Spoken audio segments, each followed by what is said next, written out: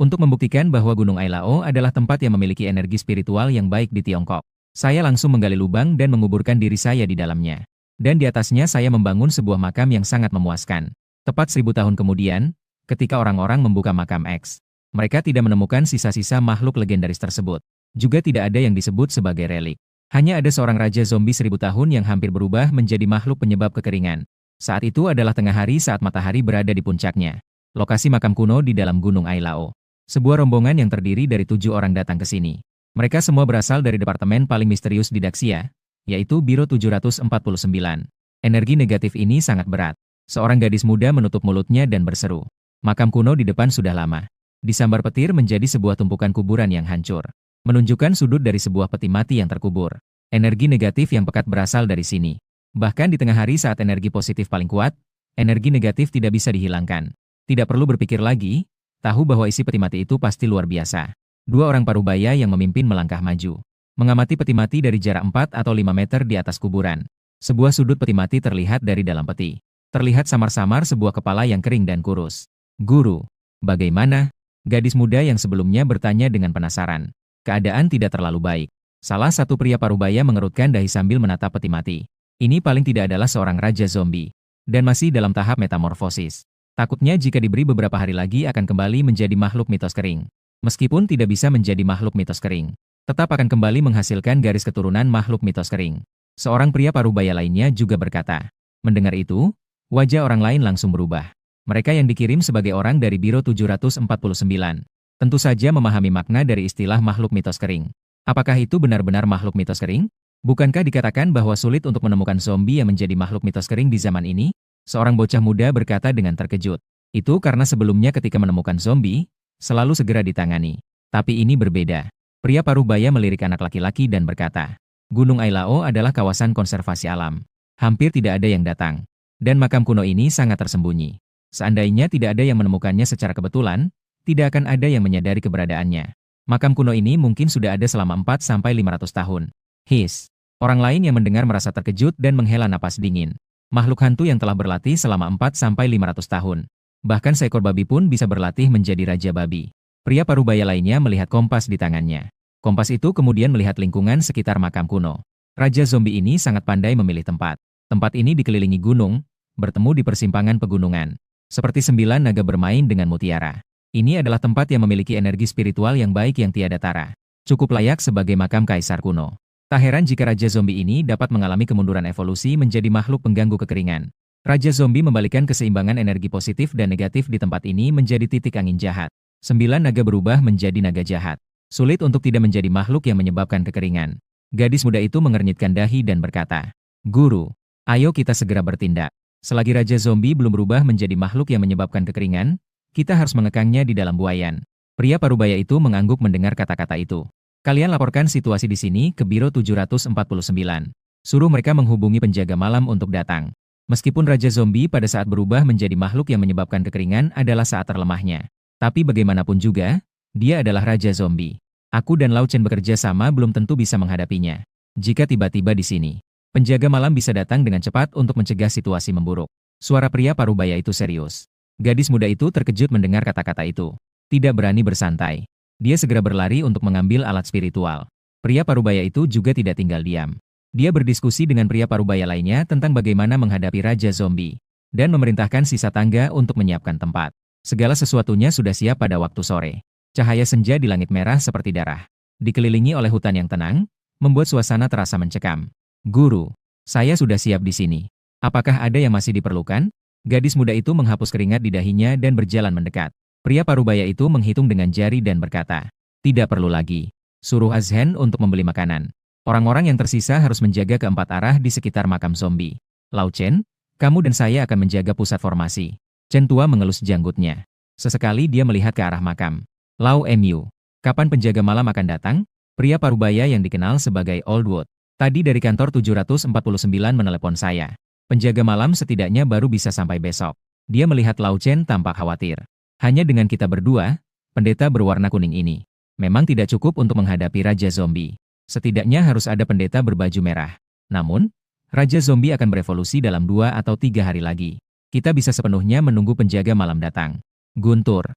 Pada saat suara itu terucap, Mendadak terdengar petir yang mengguntur di langit. Suara petir yang tiba-tiba membuat semua orang meneng kepala. Akan turun hujan. Azhen di tangga terlihat sedikit senang. Hujan berarti akan ada petir. Sudah diketahui bahwa petir adalah simbol dari energi positif yang kuat. Hantu biasa paling takut pada petir. Dia dengan senang melihat ke arah Lau Mu. Detik berikutnya dia tertegun lagi. Terlihat bahwa wajah Lau Mu dan temannya sangat serius. Di wajah mereka terlihat kekhawatiran yang mendalam. Apa yang terjadi pada guru? Bukankah hujan itu buruk? Azhen di tangga bertanya dengan bingung. Pada saat ini, langit semakin gelap dengan cepat. Bumi seketika terbenam dalam kegelapan. Dan segera diikuti oleh hujan gerimis. Hujan membasahi wajah Lau Mu. Wajahnya suram seperti cuaca hujan. Petir mengandung energi positif yang kuat, merupakan musuh besar bagi hantu. Bahkan zombie yang tidak termasuk dalam 5 elemen pun takut pada petir. Tetapi syaratnya bukanlah untuk berubah menjadi hantu penggila kekeringan. Semua anak yang mendengar perkataan tersebut langsung berubah wajah. Terfokus pada petir dan energi positif yang kuat. Tapi lupa satu hal. Makhluk kekeringan adalah benda jahat yang bersifat negatif. Petir adalah benda yang bersifat positif. Keduanya seimbang antara positif dan negatif. Lau Mu memegang erat alat sihir berlapis emas sambil menatap makam. Semua sudah siap. Raja zombie mungkin akan muncul lebih awal. Guntur. Petir menyayat langit. Seolah-olah merasakan perubahan cuaca. Makam kuno yang sebelumnya tenang kini ditiup angin sejuk. Suaranya menderu seperti jeritan hantu. Bahkan suhu di sekitarnya pun menjadi dingin. Guntur. Sekali lagi guntur mengguntur. Penutup peti mati bergetar sedikit. Uap yang mirip gas es kering mengalir keluar dari peti. Semua orang seketika menyusutkan pupil mereka. Menatap sudut peti yang terlihat dari makam. Cepat. Membentuk formasi persegi dan menyebarkan. Lau Mu menyadari bahwa situasinya tidak tepat dan segera berteriak. Anak-anak mendengar kata-kata itu segera mengeluarkan hidelapan. Mengiris jari mereka dan meneteskan darah ke. Menggerakkan kekuatan Tao. Hei, mengeluarkan cahaya yang memancar di atas peti mati. Para tangga juga tahu tentang ini. Mengaktifkan simbol pengusir untuk mengunci peti mati. Lau Mu bahkan mengeluarkan paku peti mati dan menyerangnya. Ingin memaku peti mati yang akan segera keluar dari tanah. Menghentak. Namun, semua persiapan yang dilakukan sebelumnya terasa lemah dalam suara menghentak ini. Energi negatif meluap keluar dari peti mati dan menghancurkan Lau Mu. Puh! Lau Mu seketika terlempar seperti layang-layang yang putus. Berbaring di tanah dalam keadaan tidak jelas. Guru tua. Lau Mu. Orang-orang lain segera berubah wajah. Meskipun berniat untuk menyelamatkan Lau Mu. Namun, sulit bagi mereka untuk menjaga diri mereka sendiri. Tahan. Jangan meninggalkan posisi kalian. Chen tua meraung. Untuk menghadapi Raja Zombie, formasi pengusir dari segala arah sangat diperlukan. Jika ada yang terlempar, formasi akan hancur. Tangga-tangga juga tahu hal ini. Gigi di tanah. Mungkin merasakan bahwa Raja Zombie ini. Malapetaka yang tidak diterima oleh langit dan bumi akan muncul. Awan petir bergulung di langit. Seolah-olah langit marah. Tidak akan membiarkan malapetaka semacam ini lahir di luar 3 dunia dan 5 elemen. Kilat membelah langit dan menghantam kuburan kuno. Puncak kubur pada saat ini dihantam petir dan meledak. Sepenuhnya memperlihatkan peti mati. Namun pada akhirnya, semua itu tidak berguna. Dengan suara keras, penutup peti mati terbang. Energi mengalir deras seperti mata air. Dari dalam, muncul sebuah tangan zombie yang kering dan pucat. Petir menghantamnya tetapi tidak dapat menggerakkannya sedikit pun. Sebaliknya, ia berubah di bawah kekuatan guntur. Kemunculan Raja Zombie tampaknya bahkan tidak dapat dihentikan oleh langit. Sudah selesai. Lao Chen menatap dengan mata terbelalak. Wajahnya dipenuhi oleh keputusasaan. Suara ledakan mengguntur. Sebuah kilat menyambar dan menerangi tempat ini. Raja Zombie berdiri di dalam peti mati. Kulitnya kering dan menempel pada tulang. Wajah hijau dengan taring mencolok mengeluarkan asap putih. Bagaikan raja di tengah kekuasaan. Setiap gerakannya membuat orang terpesona. Raungan. Raja Zombie menggeram ke langit. Suara mengguncang langit. Awan hitam di langit bergemuruh karena raungan. Lao Chen ternganga melihat pemandangan ini. Satu raungan memicu fenomena alam. Ini adalah garis keturunan makhluk pengganggu kekeringan. Tidak tahu apakah itu hujan yang membasahi tubuh. Atau karena menyadari bahwa Raja Zombie telah berevolusi. Garis keturunan makhluk pengganggu kekeringan membuatnya merasa tangan dan kaki beku. Namun meskipun begitu, dia tidak mundur. Suara dentingan. Pedang kayu persik di tangannya melukai telapak tangan. Darah membasahi tepi pedang. Taring menggeram. Formasi alkohol dengan tinta cinnabar. Mengadakan ritual untuk memperkuat formasi. Ya. Azhen dan yang lainnya segera terjaga saat mendengar itu. Meskipun ketakutan hingga gemetar, mereka tetap tidak melarikan diri. Meskipun sangat paham bahwa kemungkinan mereka kecil. Mereka tidak boleh membiarkan Raja Zombie meninggalkan Gunung Ailau. Dalam keyakinan ini, mereka bertindak tanpa ragu. Menggores telapak tangan mereka sebagai pengorbanan diri. Formasi pengusir roh jahat dari 4 arah muncul.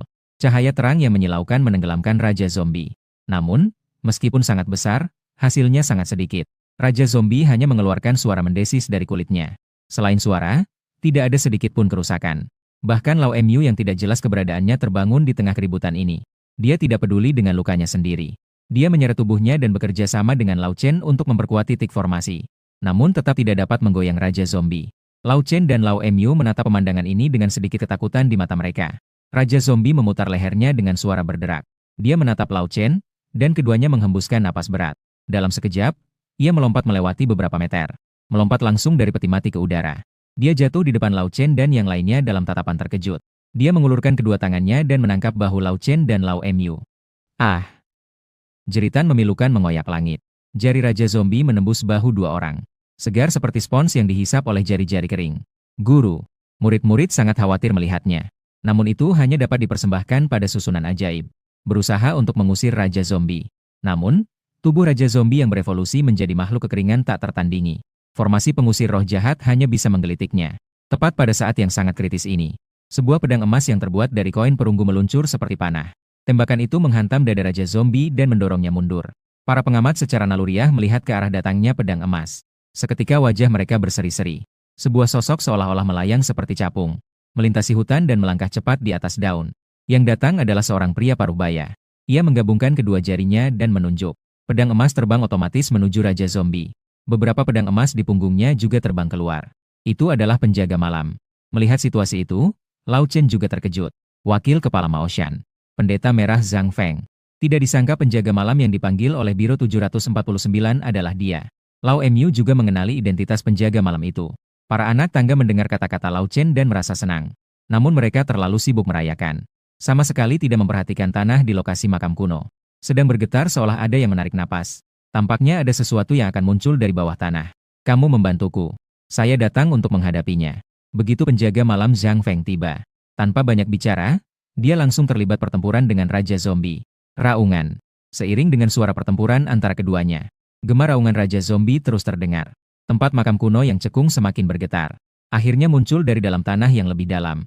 Sebuah peti mati perunggu yang sangat kuno. Segera terlihat bahwa itu sudah sangat tua. Jauh lebih tua dibanding peti mati yang mengubur Raja Zombie. Apakah Raja Zombie itu akan berevolusi menjadi makhluk yang menyebabkan kekeringan? Wajah Lao Chen berubah-ubah dengan cepat. Dia tidak menyangka bahwa bahkan penjaga malam pun. Tindakan mereka bahkan tidak dapat menaklukkan zombie. Bahkan seiring berjalannya waktu, penjaga malam Zhang Feng mulai kesulitan. Dia perlahan-lahan tidak bisa mengatasi Raja Zombie. Sebenarnya, bahkan Zhang Feng sendiri tidak menyangka bahwa dia, yang ditunjuk oleh 749 Bureau, ternyata tidak mampu menghadapi satu Raja Zombie. Wajahnya serius. Sepertinya informasi yang disampaikan oleh kedua pendeta berpakaian kuning itu salah. Raja Zombie ini tampaknya sudah memiliki garis keturunan makhluk pemicu kekeringan lebih awal. Saat dia berpikir tentang bagaimana cara menghadapi Raja Zombie, terdengar suara gedebuk dari arah kuburan kuno. Ketika melihat peti mati kuno perunggu yang muncul dari kuburan, Raja Zombie segera merasakan gelombang ketakutan. Di samping itu, Azhen merasa jantungnya berdegup kencang. Wajah Zhang Feng dan rombongannya berubah drastis. Jantung mereka berdegup kencang. Hanya melihat keanggunan dan keaslian peti mati perunggu itu, maka bisa dipastikan bahwa apa yang ada di dalam lebih menakutkan daripada Raja Zombie. Wali malam Zhang Feng memiliki wajah yang sangat berat. Bahkan satu Raja Zombie belum bisa ditangani dengan baik. Sekarang datang sesuatu yang lebih menakutkan lagi. Kesalahan laporan bisa menjadi seperti ini. Sementara pikiran masing-masing berbeda, penutup peti mati perunggu didorong terbuka. Kemudian, sosok muda yang mengenakan jubah putih berdiri dari dalam. Kulit yang halus dan daging yang lembut, memiliki aura yang luar biasa. Sama sekali tidak memiliki ciri-ciri yang seharusnya dimiliki oleh zombie. Zhang Feng seketika merasa terkejut. Sosok itu, apapun cara dilihat, tidak terlihat seperti zombie, melainkan lebih mirip dengan manusia hidup. Terlihat orang itu menguap dan meregangkan badan. Dengan mata masih setengah tertutup, ia melirik semua orang. Akhirnya tatapannya jatuh pada Raja Zombie. Sosok muda itu mengeluarkan suara, yang lembut. Betapa pekatnya dosa ini. Ini adalah sebanyak mana dosa yang telah dibuat. Sudahlah, tidak masalah lagi. Tanpa adanya tanda-tanda. Semua orang hanya merasakan sesuatu bergetar di depan mereka. Segera diikuti dengan suara dentuman. Kepala Raja Zombie yang angkuh seketika meledak. Dengan tubuh yang tak punya kepala terjatuh dan memercikan hujan. Melihat Raja Zombie yang tidak bisa lebih mengerikan lagi. Semua orang yang hadir terpaku di tempat. Tidak bisa mempercayai fakta di depan mata. Begitulah adanya. Zhang Feng yang sebelumnya terlibat dalam pertempuran sengit dengan Raja Zombie pun terkejut. Sebagai wakil kepala Maoshan, dia tidak merasa kekuatannya lemah. Bahkan di antara pendeta berpakaian merah, dia termasuk yang terbaik. Di masa depan, dia bahkan berharap bisa menjadi guru langit berpakaian ungu. Namun di hadapan sosok berpakaian putih itu, Dia hanya merasa dirinya lemah seperti anak kecil yang tidak ada tipu daya. Saat dia berpikir demikian, saya menguap dengan mata yang setengah terpejam. Seperti baru terbangun dari mimpi besar, saya bertanya, apakah ada ponsel? Ah, Zhang Feng yang mendengar itu tampak bingung. Qin Xiao di depan mata terlihat seperti orang dari zaman kuno. Tapi mengapa saat berbicara begitu modern? Saat dia masih dalam kebingungan. Saya sudah mengambil ponsel yang secara naluriah diberikan oleh Lao Chen yang ada di samping. Melihat kalender detail di ponsel. Sudah tahun 2024. Tahun terpilihnya Chuan Jiangwo. Sepertinya tidak terlalu jauh. Tepat pada saat aku dulu melintasi waktu ke masa lalu. Bagus. Saya orang modern. Hanya saja saya melintasi waktu lebih dari 1000 tahun yang lalu. Setelah puluhan tahun latihan, saya sudah tak tertandingi di dunia. Sayangnya, di masa lalu tidak ada banyak pilihan hiburan. Setiap hari hanya bisa mengajak burung jalan-jalan. Itulah sebabnya saya menggali lubang untuk tidur. Apakah kamu manusia atau hantu? Zhang Feng akhirnya tidak bisa menahan rasa ingin tahunya. Mendengar itu, saya tersenyum. Pernahkah kamu melihat hantu yang secantik saya? Sambil berkata, saya melihat ke arah Raja Zombie di tanah. Lalu melirik ke peti mati Raja Zombie di depan. Meskipun baru terbangun, saya sudah mengerti situasinya. Saya berkata, kenapa sebelumnya saya merasa ada yang menggali tanah di atas kepala saya? Ternyata itu adalah zombie kecil ini. Ternyata cukup pandai memilih tempat. Ternyata memilih tempat ini dan menganggap saya sebagai tempat latihannya. His. Lao Chen dan Lao Mu langsung menarik napas mendengar kata-kata itu. Mereka saling memandang dan melihat keterkejutkan di mata satu sama lain. Raja Zombie begitu kuat karena orang di depan ini. Kekuatan seperti apa yang dimiliki untuk bisa membuat Raja Zombie sebagai alat untuk berlatih. Tuan ini, saya adalah penjaga malam dari Biro 749, Zhang Feng. Tidak tahu harus memanggil Anda apa. Zhang Feng dengan tegar bertanya, merasa terkejut. Qin Dian. Biro 749. Penjaga malam. Apa artinya? Saya bertanya dengan bingung. Ah. Zhang Feng sempat berpikir bahwa dia salah dengar. Di zaman sekarang, bergaul dengan dunia yang sangat duniawi. Masih ada yang tidak tahu tentang Biro 749. Zhang Feng memandang saya dengan aneh. Melihat penampilannya yang baru keluar dari peti mati. Akhirnya dia mengajukan pertanyaan yang bahkan menurutnya absurd. Bukankah kamu dari era ini? Saya menggelengkan kepala. Bukan. Jantung Zhang Feng berdebar kencang mendengar hal itu. Tak disangka, dugaan absurdnya ternyata benar. Ternyata begini. Bolehkah saya bertanya dengan sedikit berani? Anda berasal dari era mana? Anda mungkin tidak tahu. Sekarang sudah bukan kekuasaan kaisar lagi. Agar tidak membuat pihak lain salah paham. Dia menjelaskan sejarah negara Daxia dengan singkat. Jadi, bisakah Anda memberitahukan informasi Anda? Saya ingin tahu agar saya bisa memberi penjelasan saat kembali. Jika Anda merasa tidak nyaman, tidak masalah. Tidak apa-apa. Tidak ada yang perlu dianggap tidak nyaman. Dulu saya adalah seorang kaisar bernama Zhao Ling. Azhen terkejut dan berseru. Dia berasal dari dinasti Song Utara. Zhao Ling sebenarnya bernama Zhao Guangyi. Adik dari Zhao Guangyin, pendiri dinasti Song. Kaisar kedua dari Utara Song. Dengan kata lain, orang yang berdiri di depan mereka berasal dari Utara Song 1000 tahun yang lalu. Bahkan Zhang Feng yang berpengalaman pun merasa kepalanya merinding. Sebagai penjaga malam, ia tahu lebih banyak rahasia dibanding yang lain. Menurut catatan Biro 749, seseorang bernama Peng Zhu dikatakan telah hidup lebih dari 800 tahun. Namun orang di depan sekarang ini lebih tua 200 tahun dari Peng Zhu. Namun, memikirkan sebelumnya, Qin Xiao dengan mahir menggunakan ponsel. Dia mulai ragu lagi. Saat dia bersiap untuk bertanya lebih lanjut, tiba-tiba cahaya petir menyala. Langit yang gelap dipenuhi awan dengan suara guruh yang menggelegar. Sebuah petir tebal seperti tubuh naga menghantam dengan keras. Wajah Zhang Feng berubah drastis. Ini adalah ujian petir. Namun, sebelum dia sempat berpikir lagi, dia merasakan tubuhnya terangkat. Semua orang terlempar oleh kekuatan lembut. Hampir seketika mereka disorongkan sejauh 100 meter. Segera setelah itu, petir dengan sengit menjatuhkan dirinya. Petir yang seukuran tubuh naga menenggelamkanku. Menghantam. Petir pertama baru saja jatuh, petir kedua sudah datang berturut-turut. Segera diikuti oleh petir ketiga dan keempat. Lao Chen tiba-tiba menyadari sesuatu. Cuaca badai petir hari ini bukan disebabkan oleh Raja Zombie, melainkan disebabkan oleh orang kuno itu. Apakah dia sedang menjalani ujian? Azhen bertanya. Jelas dia juga melihat tanda-tanda petir. Iya. Lao Mu menjawab dengan tegas. Dari zaman kuno hingga sekarang, hanya dengan melewati ujian petir, maka akan tercapai jubah ungu. Kamu diberkati. Dalam kondisi biasa, tidak mungkin untuk melihat proses pengujian dengan dekat. Zhang Feng juga mulai menjelaskan. Sejak berdirinya negara, manusia, hantu, dan makhluk gaib tidak diperbolehkan. Para praktisi tidak boleh terpapar di hadapan publik. Apalagi tidak diizinkan untuk melewati ujian petir di depan umum. Hanya dapat melewati ujian petir dengan memanfaatkan cuaca di hari angin topan untuk menutupi diri. Pelanggaran terakhir terhadap peraturan terjadi 10 tahun yang lalu. Raja makhluk gaib, Wang Yi, di rumah keluarga Lu dikhianati. Terpaksa melewati ujian petir di depan mata semua orang. Ini juga menyebabkan dia dihukum oleh biro setelahnya. Sampai sekarang masih dikurung di Gunung Changbai. Sambil berbicara, Zhang Feng menatap tempat petir menghantam. Terlihat samar sosok seseorang yang terendam di dalamnya. Meskipun kekuatan petir itu bisa dengan mudah memecahkan Raja Zombie sebelumnya. Namun mereka menemukan bahwa Qin Xiao di dalam petir masih berdiri tegak. Pada saat itu suara yang tenang muncul. Meskipun mengamati proses penyeberangan ini sangat bermanfaat. Tapi apakah kalian hanya akan diam-diam menonton seperti ini? Tidak mengambil beberapa foto untuk dibagikan di media sosial? Semua orang yang mendengar itu tampak seperti melihat hantu. Benar-benar aneh, mengambil foto dan membagikannya di media sosial. Seorang kuno malah bisa mengatakan kata-kata garang seperti itu. Zhang Feng segera meminta Lao Chen untuk merekam. Dia segera melaporkan keadaan. Ujian petir masih belum mereda. Terus turun dengan kilatan ke-10 dan ke-11. Tampaknya tidak ada akhir untuk itu. Bahkan, dampaknya semakin besar. Kota Dali yang berdekatan dengan Gunung Ailao. Banyak praktisi berkemampuan tampak merasakan sesuatu.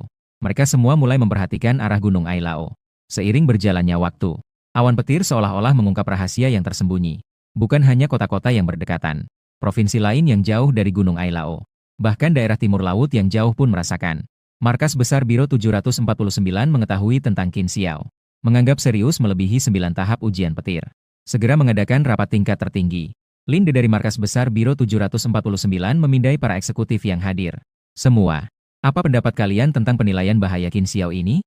Paling tidak, jubah ungu. Bahkan ketika Raja Iblis Wang Yi menghadapi ujian, tidak ada yang se-ekstravaganza ini. Saya ingat Wang Yi menghadapi 18 ujian, kan? Hanya karena kekuatannya. Akhirnya, kami mengeluarkan 5 penjaga untuk mengalahkannya. Yang berbicara adalah seorang wanita, yang khusus mempelajari hantu dan fenomena supernatural lainnya. Dia berbicara sambil melihat ke arah seorang lansia yang mengenakan pakaian tradisional Tiongkok. Apa pendapatmu, Zhang Lao? Lansia berpakaian tradisional itu perlahan berkata sambil melihat Qin Xiao di layar. Saya telah melihat rekaman yang dikirim oleh Zhang Feng. Rekaman kamera tentang pertarungan melawan Raja Zombie. Saya sangat tahu tentang kemampuan Zhang Feng. Raja Zombie yang bahkan dia tidak dapat tangani, namun bisa ditangani dengan mudah dengan satu jari. Orang yang diduga berasal dari zaman kuno, Qin Xiao. Kekuatan dia setidaknya adalah yang terbaik di antara para pemakai jubah ungu. Bahkan kemungkinan besar lebih kuat dari saya. Banyak orang tinggi yang hadir langsung terkejut oleh kata-kata Zhang Lao. Orang tua yang tampak seperti sedang bermain catur di taman ini. Namun, ini adalah dasar dan dukungan dari Sekte Maoshan. Kini, dia telah mengundurkan diri dari posisi pemimpin Sekte Maoshan dan kini bertugas di Biro 749. Zhang Lao, yang dijuluki sebagai salah satu dari 10 master terkemuka. Zhang Lao, apakah kamu serius? Kepala Departemen Logistik berkata dengan terkejut. Jangan sampai kamu terpedaya hanya karena lawan bicara telah hidup selama 1000 tahun. Mendengar itu, Zhang Lao menggelengkan kepala. Bukan karena dia terkejut. Dia sekarang telah melewati lebih dari 20 ujian. Dulu, saat saya menghadapi ujian jubah ungu, saya juga hanya melewati 35 ujian. Berdasarkan informasi yang dikirim Zhang Feng, ujian petir masih berlanjut. Mencapai 30 ujian sudah hampir pasti. Saat Zhang Lao menganalisis sampai di sini, ruang rapat seketika menjadi hening. Semua orang tampak berbeda dalam ekspresi mereka. Linde dari pusat lebih lagi mengernyitkan dahi. Mencapai 30 aksi petir. Meskipun tidak sebaik Zhang Lao, sudah cukup. Telah melampaui penjaga dan masuk ke dalam deretan tokoh besar. Tingkat seperti ini tidak bisa mereka anggap remeh. Linde segera membuat keputusan. Pergi mencari tahu siapa penjaga terdekat dari kota Dali. Siapa tokoh besar di sekitar Provinsi Yunnan. Dentang. Pintu ruang rapat dibuka dengan sangat mendesak. Situasi yang tiba-tiba membuat semua orang berkerut dahi. Pertemuan tingkat tertinggi seperti ini tidak bisa dimasuki tanpa mengetuk pintu. Entah orang itu sudah gila, atau situasinya terlalu mendesak untuk melakukan tata krama biasa ini. Kantor pusat. Terjadi masalah. Berita datang dari Kabupaten Fengdu, Chongqing. Seharusnya hanya akan dibuka pada festival hantu. Pintu Fengdu tiba-tiba terbuka. Ribuan tentara hantu dan roh jahat meluap keluar. Apa yang kamu katakan? Tanpa menunggu Linde dari kantor pusat terkejut, seorang pelapor lagi-lagi bergegas masuk ke ruang rapat. Ada perubahan aneh di sumur pengunci naga di Yuzhou. Banyak energi jahat meluap dari sumur pengunci naga. Juga disertai dengan suara naga. Penjaga Yuzhou telah mengunci area sekitarnya dengan mendesak. Seperti efek domino. Satu demi satu petugas melapor datang. Lao Zhang, ada kabar dari pihak Maoshan. Belakang gunung yang menguburkan kepala Maoshan selama bertahun-tahun meledak. Sepertinya ada sesuatu yang keluar. Kepala Maoshan meminta Anda segera kembali untuk memeriksa. Kantor pusat. Gunung Zhongnan mengalami gempa tanah secara tiba-tiba. Terdapat celah di lereng gunung. Dari dalam terdengar jeritan hantu yang mengerikan. Kabar buruk terus berdatangan. Jangan katakan bahwa Linde dari kantor pusat tidak bisa tenang. Bahkan Lao Zhang yang sebelumnya tenang tidak bisa tetap tenang. Nona Profesor Chen dari Departemen Riset menatap dengan ngeri. Apa yang telah terjadi? Mengapa ini bisa terjadi? Mengeluarkan satu dari ini saja sudah cukup untuk menarik perhatian penuh dari Biro 749. Tapi sekarang seolah-olah mereka semua muncul secara bersamaan. Saat ini bahkan orang bodoh pun menyadari. Peristiwa-peristiwa ini harus saling berkaitan.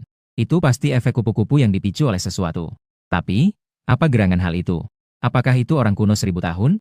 Profesor Chen dari Departemen Penelitian tiba-tiba berkata, waktu kejadian ini, tepat setelah kemunculan Qin Xiao, orang kuno 1000 tahun itu. Tapi, apakah itu mungkin? Setiap kejadian ini cukup besar untuk mengguncang dunia. Dia tidak bisa membayangkan seberapa besar kekuatan seseorang yang bisa menyebabkan efek kupu-kupu yang mengerikan seperti ini. Saat ini, di situs kuno Fengdu di Kabupaten Fengdu, langit cerah bersinar terang. Namun, di bawah, situs kuno Fengdu dipenuhi energi negatif. Suara tangisan hantu yang mengerikan terdengar dari gerbang hantu. Banjir hitam yang menakutkan berubah menjadi tentara hantu yang mengerikan. Mereka datang seolah-olah sekelompok iblis yang menari di dunia manusia. 24 suara gaduh dan bising. Suara yang sangat besar. Tidak hanya orang hidup, bahkan penjaga yang bertanggung jawab atas Fengdu County. Zhao Liao, salah satu dari 10 penjaga teratas di Daxia, hanya bisa mengamati dari puncak gunung beberapa ratus meter jauhnya. Gerbang neraka di situs kuno Fengdu terbuka lebar. Zhao Liao segera memimpin tim untuk menyelesaikan masalah ini. Namun, ternyata tingkat keparahan situasinya jauh lebih besar dari yang dibayangkan. Zhao Liao tampak serius dan menakutkan, menatap gerbang neraka yang terbuka lebar. Sebelumnya pernah ada kasus hantu melarikan diri dari dunia bawah. Tapi kali ini berbeda. Jumlah hantu yang keluar melebihi 10.000. Lagi pula, ada beberapa perusahaan di antara mereka. Membuat Zhao Liao merasa jantungnya berdebar. Apa yang terjadi di sana di dunia bawah? Jangan-jangan dunia bawah telah terjebak oleh hantu? Saat Zhao Liao mengerutkan dahi dengan bingung, tiba-tiba ada perasaan sesak menyerangnya. Tidak baik. Dia menatap dengan tajam ke dalam gerbang setan yang terbuka lebar. Dia mengira situasi sudah tidak bisa lebih buruk. Ternyata situasinya semakin memburuk. Saat ini, tidak hanya orang-orang di sekitarnya merasakan degupan jantung yang kuat. Bahkan para hantu yang keluar dari gerbang setan. Ribuan tentara hantu menjadi sangat tenang. Dalam sekejap, mereka semua dengan hormat berlutut menghadap gerbang setan. Segera setelah itu, sebuah kereta pengantin yang merah cerah muncul. Diangkat keluar oleh 4 hantu yang sebanding dengan Raja Zombie. Angin halus berembus, mengangkat sudut kereta pengantin merah. Juga samar-samar terlihat di dalamnya seorang wanita mengenakan baju merah yang meriah. Pengantin hantu yang ditutupi dengan penutup kepala merah. Energi negatif yang dipancarkannya membuat ribuan hantu tunduk. Pengantin hantu mengangkat kepala dan tersenyum dengan menyeramkan. Akhirnya aku menunggu kehadiranmu. Aku bilang tidak peduli di mana kamu berada. Cepat atau lambat, aku akan menjadikanmu suamiku. Di sisi lain, sumur kunci naga di Yuzhou. Apa kata pihak kantor pusat? Apakah ada berita? Seberapa lama lagi penjaga akan tiba? Seorang praktisi dari Biro 749 Yuzhou mengernyitkan dahi dan bertanya. Saat ini, suara gonggongan naga yang nyaring terdengar dari sumur kunci naga. Juga terdengar gemuruh rantai yang berdentang. Sepertinya ada makhluk yang diduga naga legendaris di dalam sumur. Praktisi ini merasakan telapak tangannya berkeringat. Hanya dengan suara gonggongan naga dari sumur kunci naga, dia tahu bahwa situasinya bukan sesuatu yang bisa dia tangani sendiri. Meskipun lawannya hanya naga kecil, tetap saja, naga adalah makhluk yang legendaris. Menurut catatan Biro 749, terakhir kali muncul adalah pada tahun 1934, dalam peristiwa jatuhnya naga di Inchuan. Itu adalah naga kecil yang gagal dalam transformasi. Tubuh naganya ditemukan terdampar di pantai karena gelombang laut. Dan makhluk yang penuh warna mitos ini, kekuatan adalah simbol mereka. Bahkan naga juga tidak terkecuali. Tim lantai. Bukankah pada awal pendirian Biro 749, apakah di atas juga menyelidiki kejadian supernatural termasuk kunci Dragon Well? Mengapa ada naga di dalam kunci Dragon Well di Yuzhou? Kami tidak tahu. Seorang anggota di samping bertanya. Para praktisi mendengar ini dan baru saja menjawab. Perubahan aneh muncul pada saat ini. Sumur pengunci naga menyemburkan sejumlah besar cairan, membanjiri daerah sekitarnya. Dalam beberapa menit, kunci Dragon Well akan terendam seperti sungai. Suara naga juga menjadi semakin nyaring saat ini. Langit yang cerah berubah menjadi mendung. Pemandangan ini sangat mirip dengan legenda transformasi naga yang menghadapi ujian. Bahkan lebih mirip dengan legenda bahwa gonggongan naga dapat memanggil angin dan hujan.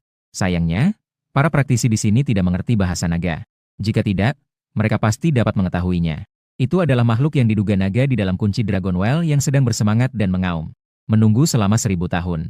Akhirnya datang juga. Qin Xiao. Kali ini aku pasti akan membalas dendam yang memotong tubuh nagaku di tahun itu. Di dalam celah mengerikan yang terbuka di Gunung Zhongnan. Qin Zun bangun. Bagus sekali. Namun sepertinya mereka yang lemah juga ikut terbangun. Belakang Gunung Maoshan. Tempat pemakaman para pemimpin selama berabad-abad. Mimpi besar selama 1000 tahun. Siapa yang membangunkanku? Ternyata dia benar-benar masih hidup. Baiklah, sudah bangun, mari lahir di era ini. Pemandangan serupa terjadi di berbagai tempat. Meskipun setiap hal ini bisa menggugah penjaga terkuat. Peristiwa yang menggugah 10 Taitian. Namun tidak ada yang terkecuali. Waktu pemicu setiap kejadian ada di Qin Xiao tidak lama setelah dilahirkan terbangun dan dipanggil. Saat ini di kedalaman Gunung Ailao. Boom! Di langit awan gelap bergulung seperti ombak laut. Kekuatan petir terus meningkat. Ketika petir ke-30 turun, menghancurkan kawasan perlindungan alam selama beberapa tahun. Sudahlah, melindungi lingkungan adalah tanggung jawab semua orang. Saya membisikkan sesuatu, kemudian melompat tinggi ke langit, menghindari bencana petir yang bisa menghancurkan hutan. Zhang Feng dan yang lainnya merasa sangat terkejut. Ini sudah yang keberapa? Sudah yang ke-49. Suara Lao Chen seolah tercekik.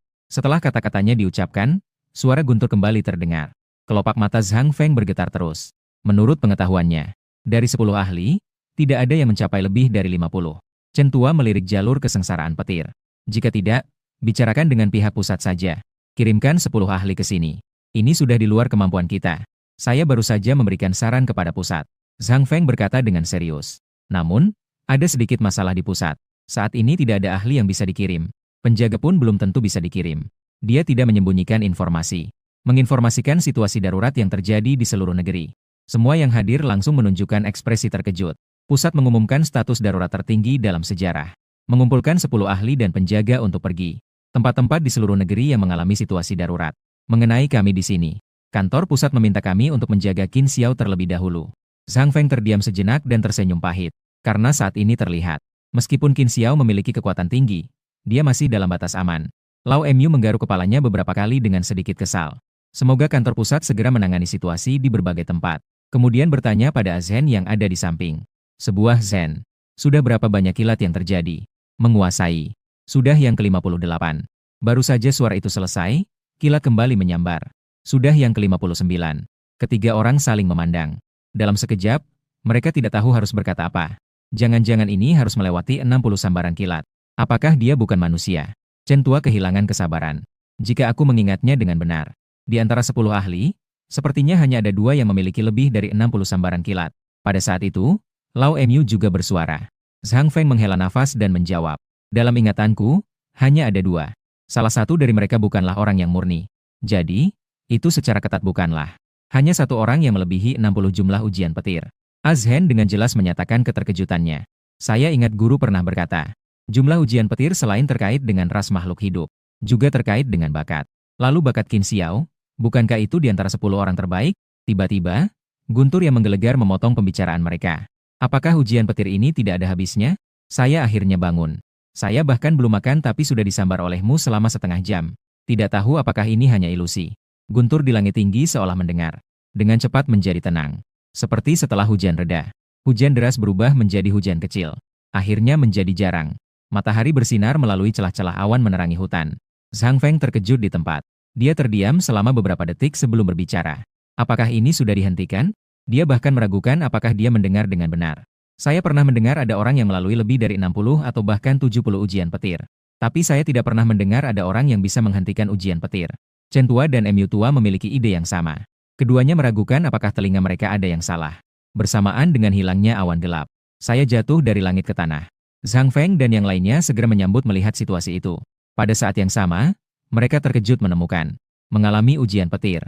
Saya sama sekali tidak dalam keadaan terluka parah seperti orang yang melewati ujian petir. Bukan hanya saya tidak terluka sedikit pun. Baiklah, pakaian ini semuanya baru. Tuan Qin Xiao, apakah Anda baik-baik saja? Tadi Anda sedang mengalami ujian petir, bukan? Kurang lebih begitu. Saya menggerakkan otot-otot saya dan berkata sambil tersenyum. Ngomong-ngomong, bisakah saya meminta bantuan Anda? Permintaan mendadak ini membuat Zhang Feng dan yang lainnya tertegun. Detik berikutnya, mereka segera berkata, Tuan Qin Xiao, silakan katakan saja. Kami pasti akan berusaha sebaik mungkin untuk membantu Anda. Tolong bantu saya membuat kartu identitas. Saya berkata sambil tersenyum. Jika bisa, tolong bantu saya untuk membuat kartu perbankan.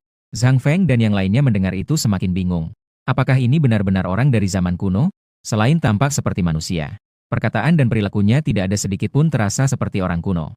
Harus diakui, efisiensi kerja pengurus 749 itu memang tinggi.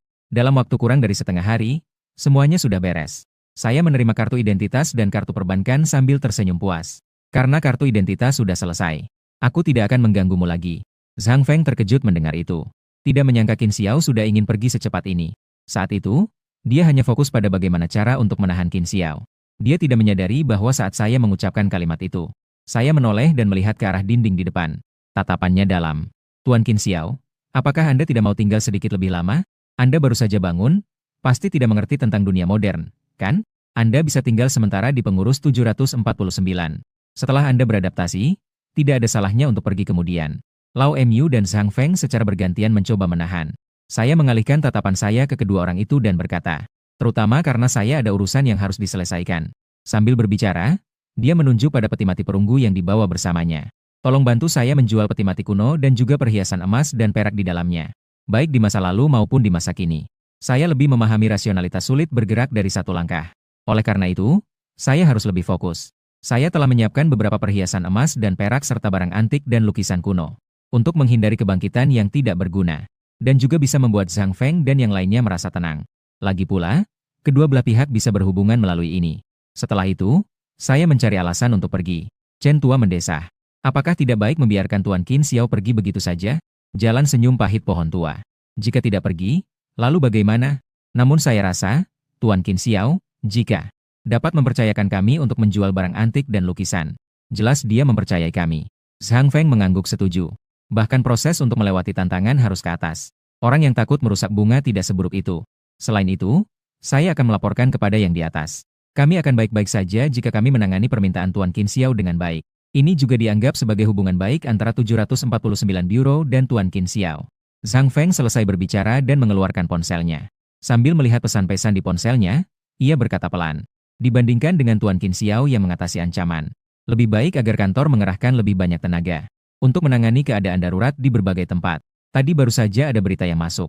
Senior Wang, yang saat ini mewarisi nama Dewa Zhen Nanshan, telah bertindak. Meskipun telah menemukan penyebab peristiwa, namun tidak bisa menangkap pihak tersebut. Senior Wang gagal. Apa kamu serius? Lau Chen tampak sedikit tidak percaya dengan apa yang didengarnya. Si Tua Shu pun tampak terkejut. Di Gunung Zhongnan, ternyata pendeta Wang kalah. Kakak guru Gui. Apakah senior Wang itu sangat hebat? Seorang pelayan perempuan yang paling junior bertanya. Sangat hebat. Tuan Wang adalah level jubah ungu. Dia termasuk di 10 teratas di kalangan penjaga. Dan dengan memanfaatkan kekuatan garis keturunan Zhen Nanshan, kekuatannya setara dengan seorang ahli besar. Kakak Azhen berkata dengan penuh perasaan. Setelah keluar dari pintu, saya datang ke sebuah gang yang sepi. Tak lama kemudian, sebuah kumpulan energi melintasi awan dari kejauhan. Dengan kecepatan yang sulit ditangkap oleh mata telanjang, ia jatuh ke dalam gang. Dari dalamnya terdengar suara yang penuh penghormatan. Qin Zun. Kabut menghilang dan memperlihatkan seorang pria. Ia berlutut dengan satu lutut di tanah, sangat menghormati. Tatapannya penuh dengan semangat. Bangunlah. Saya tersenyum pahit dan menggelengkan kepala. Tak menyangka kamu juga terperosok. Saya agak terkejut ketika melihat lengan laki-laki itu dipenuhi air mata. Kecil, kamu terluka. Ini benar-benar jarang terlihat. Yang melukaimu adalah sang dewa Tiongxian saat ini. Melihat kekuatan garis keturunan Tiongxian yang berputar di sekitar lukamu, saya sudah menebaknya. Seharusnya, lelaki tua itu memiliki kekuatan Tiongxian, tongkat sang dewa yang diwarisi selama ribuan tahun, dan memanfaatkan kekuatan garis keturunan Tiongxian. Pria berkabut itu menjawab dengan hormat. Dia awalnya ingin menjebak bawahannya di Tiongxian, untuk menyelidiki bawahannya lebih lanjut. Kami berdua memiliki pendapat yang berbeda, jadi kami bertindak. Tidak heran. Di Gunung Zhongnan, dewa tua hampir tidak terkalahkan. Saya maju dan dengan santai menyentuh luka di tangan pria berkabut. 1 detik memeriksa setiap detik. Gunung Zhongnan melilit luka tersebut. Kekuatan garis tanah hancur dan sembuh. Terima kasih atas perawatan Tuan Qin. Tidak perlu begitu sopan kepada saya. Anda juga tidak perlu menyebut diri Anda sebagai bawahan. Saya sudah bilang, seseorang sudah terbiasa hidup bebas. Tuan Qin menyelamatkan keluarga saya dari bahaya. Menyelamatkan istri saya untuk hidup sekali lagi. Penghargaan yang sangat besar ini. Saya bersedia bekerja untuk Anda seperti anjing dan kuda. Saya menggelengkan kepala dengan putus asa. Jadi, Anda harus berusaha dengan baik. Zaman ini sangat menarik. Sambil berbicara, saya melihat ke arah lain.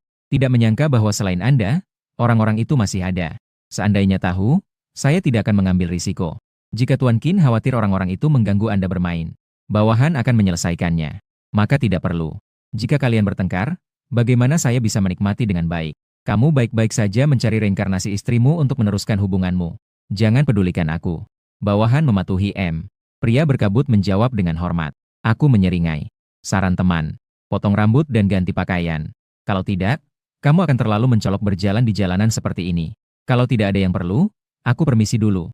Jika ada yang perlu, hubungi aku seperti biasa. Mengantar Qin dengan hormat. Pria berkabut mengantar Qin Xiao pergi. Kemudian mengeluarkan sepotong giok kuno. Di atasnya terukir karakter Qin. Berkat giok ini, dia bisa menemukan Qin Xiao. Setelah itu, dia menyimpan giok dan keluar dari gang yang sepi. Di jalan raya, kendaraan berlalu lalang dengan ramai. Pria berkabut teringat kata-kata Qin Xiao saat pergi. Dia melihat pakaian setiap orang yang sangat berbeda darinya. Zaman ini memang berbeda dari yang diceritakan Qin. Dia berbicara sambil melirik. Pengantar makanan yang melintas kencang dengan skuter kecil. Meski terlihat sibuk, dia sama sekali tidak menarik perhatian. Itu dia. Pria berkabut tiba-tiba diselimuti kabut. Setelah kabut menghilang, penampilan kunonya tidak terlihat. Sebagai gantinya, ia mengenakan pakaian pengantar makanan. Lalu, ia melangkah keluar dari gang dengan percaya diri. Saat ini, bekas kota kuno Fengdu tampak seperti kota hantu. Hantu dan tentara bayaran yang berkeliaran di seluruh gunung. Dukungan dari Biro 749 akhirnya tiba juga. Meskipun yang datang hanya 3 orang. Namun, ribuan hantu dan tentara bayaran seolah menghadapi musuh besar. Kedatangan ketiga orang itu seperti menenangkan hati. Sebabnya sederhana. Karena 2 orang di antara mereka adalah penjaga tingkat jubah ungu. Sedangkan orang ketiga adalah sosok yang sangat penting. Dia adalah tiang penyangga Biro 749. Dijuluki sebagai 10 pahlawan besar. Salah satu yang terkuat di Daxia saat ini, Raja Yu. Tinggi 1,9 meter dengan tubuh yang kekar. Hanya berdiri di sana memancarkan aura yang kuat. Saat ini, Raja Yu memimpin 2 penjaga berhenti di kereta bunga merah. Mata yang seperti lonceng tembaga menyapu semua hantu dan prajurit yang ada di tempat. Tidak satupun hantu yang berani menatapnya. Seolah-olah satu tatapan saja sudah seperti duri di punggung. Akhirnya pandangannya jatuh pada kereta bunga merah. Tamu terhormat yang datang dari dunia bawah. Anda telah melanggar batas. Bukan saat festival hantu. Makhluk dari dunia bawah tidak boleh datang ke dunia atas. Suaranya meski sopan tetapi tidak bisa dibantah. Bahkan ketika menghadapi 10.000 hantu, Raja Yu tidak pernah mundur sejengkal pun. Jika melanggar, lalu bagaimana? Dari kereta bunga merah terdengar suara hantu yang lembut dan melengking. Suaranya anggun dan memikat, seperti ratu di antara hantu-hantu. Raja Yu mendengar dan berkata dengan suara dalam. Saya tahu bahwa wilayah dunia bawah sangat luas. Wilayah yang dikuasai oleh dunia bawah tidak mencakup seluruh dunia bawah. Masih ada banyak wilayah yang tidak berada di bawah kekuasaan dunia bawah. Di sana dikuasai oleh para hantu kuat dan makhluk immortal di antara hantu. Namun sejak inkarnasi kembali dari bumi, semuanya mengikuti aturan yang ditetapkan oleh dunia bawah. Bukan hari hantu. Makhluk dari dunia bawah tidak boleh masuk tanpa izin. Kekuatan Anda sangat kuat. Pasti Anda adalah pemimpin di suatu wilayah hantu. Anda telah melanggar aturan dengan membuka pintu hantu hari ini. Apa Anda tidak takut akan sanksi dari dunia bawah? Suaranya menggema seperti suara yang jatuh ke tanah. Seperti besi jatuh yang menghantam hati. Hantu yang lemah terasa tertekan di hati dan mulut. Hampir saja kata-katanya menghancurkan 3 jiwa dan 7 roh. Namun, di dalam kereta bunga merah itu, ada senyuman. Sanksi. Itu tergantung pada apakah dunia bawah memiliki waktu untuk mengurusnya. Namun bahkan jika mereka punya waktu, siapapun yang ingin menghentikan saya mencari suami. Bahkan dunia bawah pun tidak bisa. Raja Yu mengerutkan alisnya. Kata-kata lawan penuh dengan informasi. Namun, ia tidak sempat bertanya lebih lanjut. Suara lain kembali terdengar dari kereta bunga merah. Tubuh dilindungi oleh cahaya budak Siti Garba. Apakah Anda mengikuti jalan Rajak Siti Garba? Murid-murid dari ajaran Buddha jarang muncul dengan bakat luar biasa. Izinkan saya memberi satu nasihat. Minggir. Saya pergi kali ini hanya untuk mencari suami. Jika kamu menghalangi, jangan salahkan saya jika saya tidak menghormati Rajak Siti Garba. Suara itu bergema perlahan di situs kota Fengdu ini. Pada saat ini, ribuan hantu juga berteriak dengan energi negatif yang membara. Menanggapi raja mereka sendiri. Namun Raja Yu tidak merasa takut sama sekali. Satu langkah maju. Tubuhnya yang kekar bagaikan gunung yang tak bergerak. Jika kamu mencari suami, itu bukan urusanku. Tapi jika kamu pergi ke dunia atas, pasti akan membawa dampak yang tidak terukur ke dunia atas. Hal ini tidak bisa saya biarkan begitu saja. Begitu kata-katanya terucap, tubuh Raja Yu bersinar dengan cahaya keemasan. Seperti Siti Garba yang muncul di dunia. Dia tahu bahwa saat ini tidak ada benar atau salah. Hanya karena posisi yang berbeda. Pertarungan tidak bisa dihindari. Berani menghalangi perjalanan Ratu Hantu. Harus dihukum. Di samping kereta bunga merah, seorang komandan hantu dengan energi negatif yang menakutkan berteriak marah. Memotong dengan keras dan mendatar. Energi negatif masuk ke dalam sinar, berubah menjadi angin hantu yang menakutkan. Di mana angin hantu melintas, bunga-bunga layu dan energi positif menghilang. Raja Yu tetap tidak bergerak. Zhang mengeluarkan satu kata. Pergi. Hanya satu kata sederhana tetapi penuh dengan wibawa yang luar biasa. Gelombang suara menyentuh, Angin hantu hancur. Gaya tidak berkurang, langsung menyerang pemimpin tentara hantu. Wajah pemimpin tentara hantu berubah drastis. Segera, ia menggenggam kepala hantu dengan kuat dan berusaha menahan. Tetapi di detik berikutnya, tirai kereta bunga merah diangkat. Terlihat hantu perempuan melambaikan lengan bajunya. Angin hantu yang menakutkan meluncur keluar dan bertabrakan dengan gelombang suara. Keduanya segera teredam. Kalian mundur saja. Dia bukanlah orang yang bisa kalian hadapi. Hantu perempuan perlahan bangkit. Langkahnya lembut keluar dari kereta bunga merah. Mengenakan gaun pengantin merah.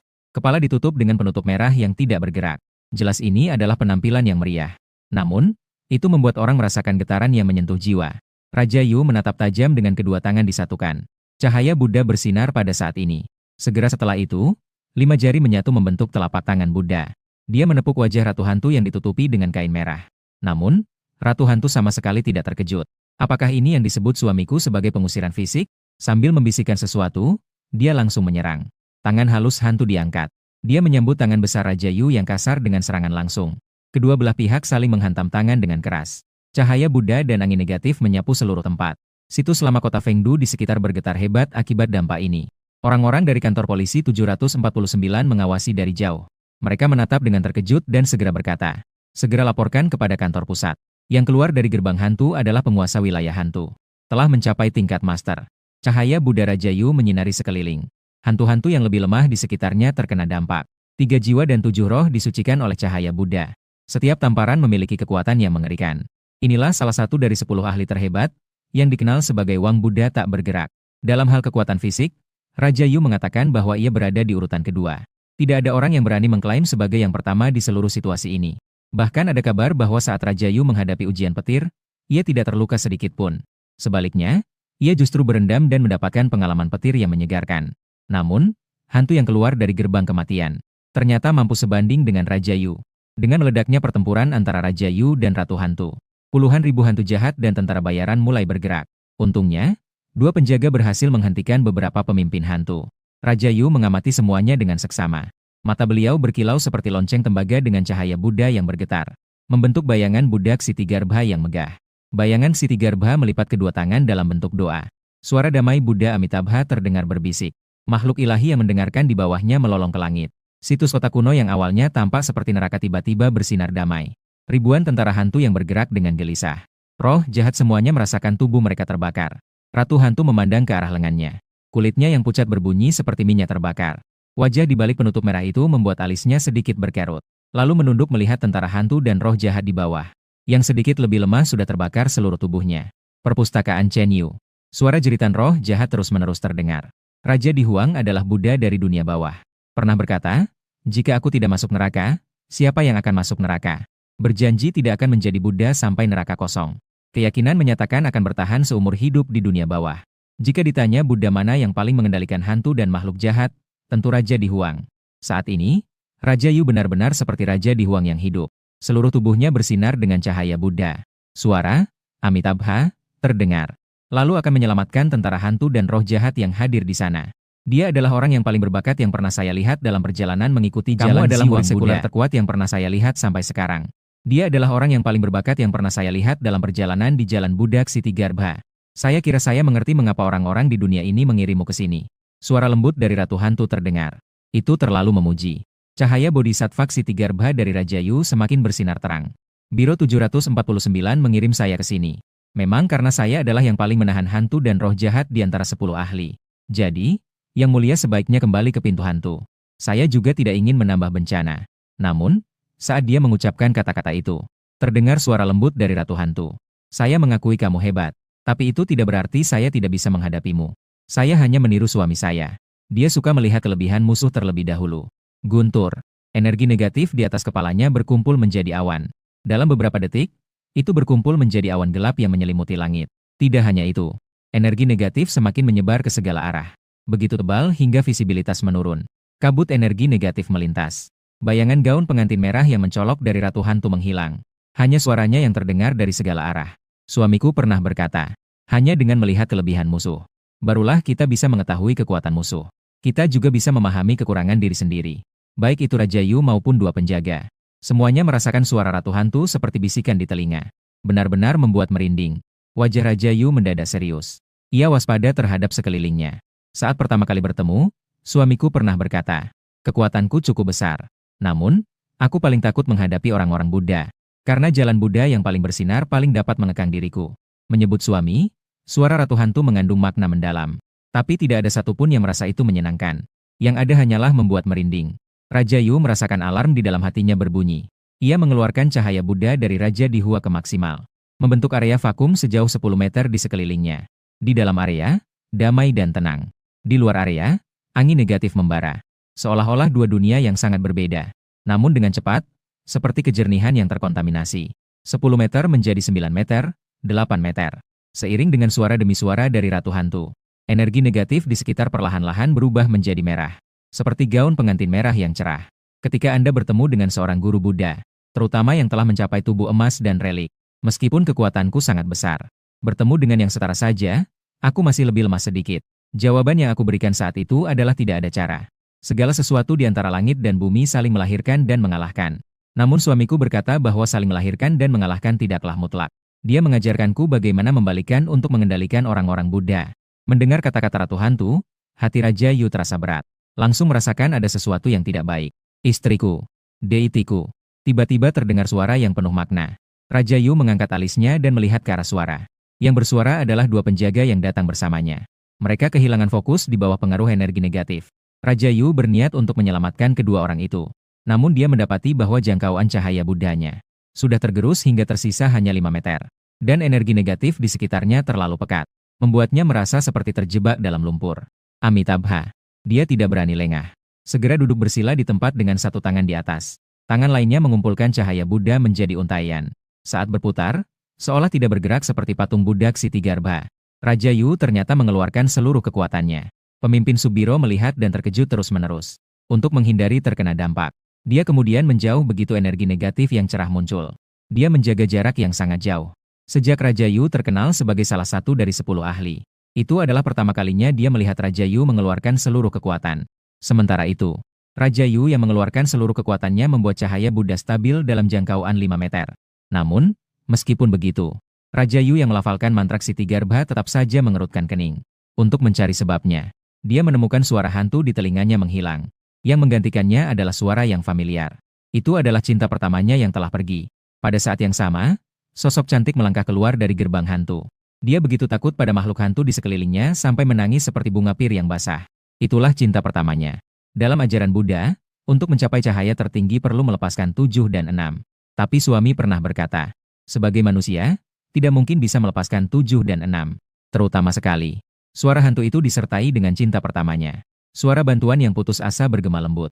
Raja Yu memutar rantai Buddha yang terbuat dari cahaya Buddha. Saya adalah seorang murid dari keluarga biasa. Tidak perlu melepaskan 7 dan 6. Jika ingin mengacaukan hati Buddhaku, kau belum bisa melakukannya. Itu hanyalah ilusi. Namun, yang menyambutnya adalah tawa ringan dari hantu itu. Ilusi. Apakah kau yakin itu adalah ilusi? Bagaimana jika itu bukan? Apakah kau berani memastikan 100% bahwa itu adalah ilusi? Raja Yu mengernyitkan dahi. Ia merasa ada sesuatu dan melihat ke belakang. Seketika, pupilnya menyempit. Entah kapan, Ratu Hantu melangkah sehalus lotus. Ia melangkah satu demi satu memasuki jangkauan cahaya Buddha. Pemandangan ini membuat wajah Raja Yu berubah drastis. Alam nalar yang seharusnya menaklukkan kegelapan ternyata hancur di depan matanya. Ratu Hantu mengenakan gaun pengantin merah. Dengan cahaya Buddha yang menyinari, ia melangkah menuju Raja Yu. Cahaya Buddha seolah tidak lagi terkendali. Sebaliknya, ia semakin menonjolkan gaun merahnya. Apakah kau pikir ini hanya ilusi atau nyata? Suara Ratu Hantu mengiringi. Namun, sebelum Raja Yu dapat merespons, terdengar suara tawa yang tidak tepat pada waktunya. Ratu Hantu Lipstik, kau masih suka sekali menggoda suamimu. Dengan cara yang diajarkan padamu untuk mengolok-olok orang-orang Buddha. Sementara itu, di sebuah kafe internet di kota Dali, saya sedang bersiap untuk bermain game setelah 1000 tahun. Tiba-tiba muncul perasaan yang familiar. Saya mengernyitkan dahi dan melirik ke arah Kabupaten Fengdu. Gadis Yanzi ini sedang menghadapi siapa? Bagaimana dia bisa menggunakan cara yang saya ajarkan untuk menghadapi orang-orang Buddha? Sambil berbicara, saya mulai menduga. Biro 749 cukup pandai dalam mengatur. Mengirim orang-orang Buddha untuk menangani hantu. Seandainya saya tahu, saya tidak akan mengajarkan Yanzi cara menghadapi orang-orang Buddha. Yanzi tidak akan membunuh orang-orang Buddha, kan? Ketika saya berpikir apakah Yanzi akan membuat masalah semakin besar, tiba-tiba muncul aura tambahan. Saya segera menunjukkan kebingungan. Apa yang dilakukan Dewa Tanah di ibu kota saat ini? Bagaimana bisa ia keluar dari penjara langit? Saya menggaruk kepala dengan wajah mengeluh. Awalnya saya berpikir untuk tidak peduli. Tapi sekarang jika tidak peduli, akan terjadi masalah. Saya dengan santai mengeluarkan sepotong jade. Anggap saja sebagai membayar budi Dewa Tanah yang dulu. Bagaimanapun, mereka banyak membantu saya di masa dinasti Song Utara. Lalu saya mengarahkan pikiran saya ke dalam giok. Saat ini, pria berawan itu sedang menunggangi sepeda motor listrik bersama melaju kencang di jalan. Tiba-tiba saya merasakan ada suara dari saku. Seketika saya mengeluarkan giok dari saku. Qin Zun mencari saya. Dia tidak menyangka Qin Xiao akan mencarinya saat ini. Namun setelah mengetahui pesan dari giok, dia pun mengerti mengapa Qin Xiao mencarinya. Ternyata Dewa Kota muncul. Tidak heran Qin Zun mencari saya. Detik berikutnya, manusia dan kendaraan diselimuti oleh energi, melesat ke langit dan menghilang dalam sekejap dari pandangan. Saat ini, di Kabupaten Fengdu, tawa yang tiba-tiba membuat Ratu Hantu, Yanzi, berhenti melangkah. Dia melihat ke arah sumber suara. Terlihat seorang pria tidak jauh, sedang membungkuk di atas kepala singa batu. Pria itu mengenakan pakaian kuno yang compang-camping. Meskipun telah melalui ujian waktu, namun tetap bisa terlihat bahwa dia pasti adalah seseorang yang berpengaruh. Pria itu melirik pada Raja Yu dan tersenyum. Sudah lama ditutup, sekarang keluar. Ada banyak orang yang lebih mampu di luar sana. Siapa kamu? Suara Raja Yu terdengar dalam. Meskipun tidak tahu siapa pria di depannya, tapi merasakan dari dirinya. Detak jantungnya tidak kurang dari Ratu Hantu. Dan menghadapi ketidaknyamanan alami Raja Yu. Sebagai seorang Buddha yang mewakili cahaya paling terang, dia paling sensitif terhadap kejahatan. Dibandingkan dengan Ratu Hantu, dia masih bisa bersikap ramah. Namun pria di depannya berbeda. Seluruh tubuhnya dipenuhi dengan aura jahat yang menakutkan. Raja Yu pasti yakin di dalam hatinya. Pria ini pasti adalah seorang algojo yang sejati. Pria itu berdiri di patung singa batu dan siap untuk berbicara. Kata-kata Ratu Hantu sampai lebih dulu. Dewa Kota, kamu telah melarikan diri dari penjara langit. Raja Yu tidak bisa menahan kaget saat mendengar itu. Penjara langit. Sepertinya pernah mendengar di suatu tempat. Dalam sekejap, wajahnya langsung berubah. Pria itu tersenyum seperti bangsawan di dunia bawah. Kau seharusnya sangat jelas apakah aku bisa melarikan diri. Melihat gerbang hantu yang terbuka tak jauh dari situ, senyumku semakin lebar. Sepertinya, tebakanku tidak salah. Aku bukanlah kebetulan bisa keluar dari penjara Tian Tiao. Mendengar itu, tubuh Ratu Hantu bergetar sakit. Apakah ini tidak hanya terjadi di dunia bawah? Apakah bahkan surga juga terpengaruh? Meskipun aku tidak bisa melihat wajahnya di balik penutup merah. Tapi dari nada terkejutnya, aku bisa menilai. Dewa Kota tersenyum lebar mendengar itu. Sepertinya kamu tidak tahu ada masalah di surga. Sayang sekali. Aku masih berniat untuk bertanya padamu. Tapi aku bisa memberitahumu sedikit tentang apa yang aku tahu. Dua orang tua yang menjaga aku sangat terburu-buru saat pergi. Segera setelah itu, Dewa Kota berkata dengan senyum. Karena aku sudah berbagi apa yang aku tahu. Tidak tahu apakah Ratu Hantu yang terhormat juga bisa memberikan sedikit informasi tentang dunia bawah? Misalnya, mengapa kerajaan bawah tanah tidak menghalangimu, membiarkanmu keluar dari gerbang hantu seperti itu? Namun, Ratu Hantu berdiri di tempat tanpa bergerak. Entah sedang memikirkan informasi yang diberikan oleh Dewa Kota. Apakah Anda masih memikirkan sesuatu? Sepertinya kamu tidak ingin berbagi. Ya, Ratu Hantu yang agung ini begitu pelit. Kita berada di pihak setan yang sama. Mengapa tidak bisa berbagi dengan rekan satu tim? Dewa Kota melangkah maju. Dengan ringan turun dari patung singa batu. Jangan campurkan saya dengan dirimu. Kata-kata Ratu Hantu terdengar mengerikan. Bahkan sebutan dirinya pun perlahan berubah. Raja Yu menilai dari situasi saat ini bahwa mereka tidak satu kelompok. Bahkan Ratu Hantu sangat membenci Dewa Kota. Dewa Kota melambaikan tangan sambil tertawa. Sudahlah. Saya juga tidak berharap kamu bisa menjawabku. Memberimu waktu secangkir teh. Katakan padaku di mana suamimu yang seharusnya. Kalau tidak, boom. Ratu Hantu tiba-tiba meledak dengan kemarahan. Raja Yu terkejut sejenak. Tak disangka, Ratu Hantu Yanzi langsung menyerang saat ada ketidaksesuaian. Namun, ia segera merasa lega. Kata-kata sang Dewa Kota tentang suaminya jelas menyentuh titik lemah Ratu Hantu. Berbeda dengan pertarungan antara Raja Yu dan Ratu Hantu, kedua belah pihak masih menyisakan sedikit ruang. Bagaimanapun juga, masih ada peluang untuk meredakan. Namun, sang Dewa Kota berbeda dengan Ratu Hantu Yanzi. Keduanya tidak memiliki ruang untuk meredakan. Ratu Hantu Yanzi ingin menyakiti lawannya dengan cara yang sangat menyakitkan. Kedua belah pihak meledak dalam pertempuran yang menyeramkan. Tingkat intensitasnya bahkan lebih menakutkan dibandingkan dengan pertempuran sebelumnya antara Ratu Hantu dan Raja Yu. Sekarang, apa yang harus dilakukan? Dua penjaga segera bergabung dengan Raja Yu. Raja Yu terdiam sejenak sebelum bertanya kembali. Apakah kalian tahu tentang sang Dewa Kota? Ia tidak terburu-buru untuk terjun ke dalam pertempuran. Saat ini, keadaan melampaui dugaannya. Pada awalnya, ia mengira hanya datang untuk menghentikan makhluk dari alam bawah tanah keluar dari gerbang setan. Namun, dari percakapan Ratu Hantu Yanzi dan Dewa Kota, dia menemukan situasinya sangat buruk. Tampaknya makhluk di dunia bawah muncul dari gerbang hantu.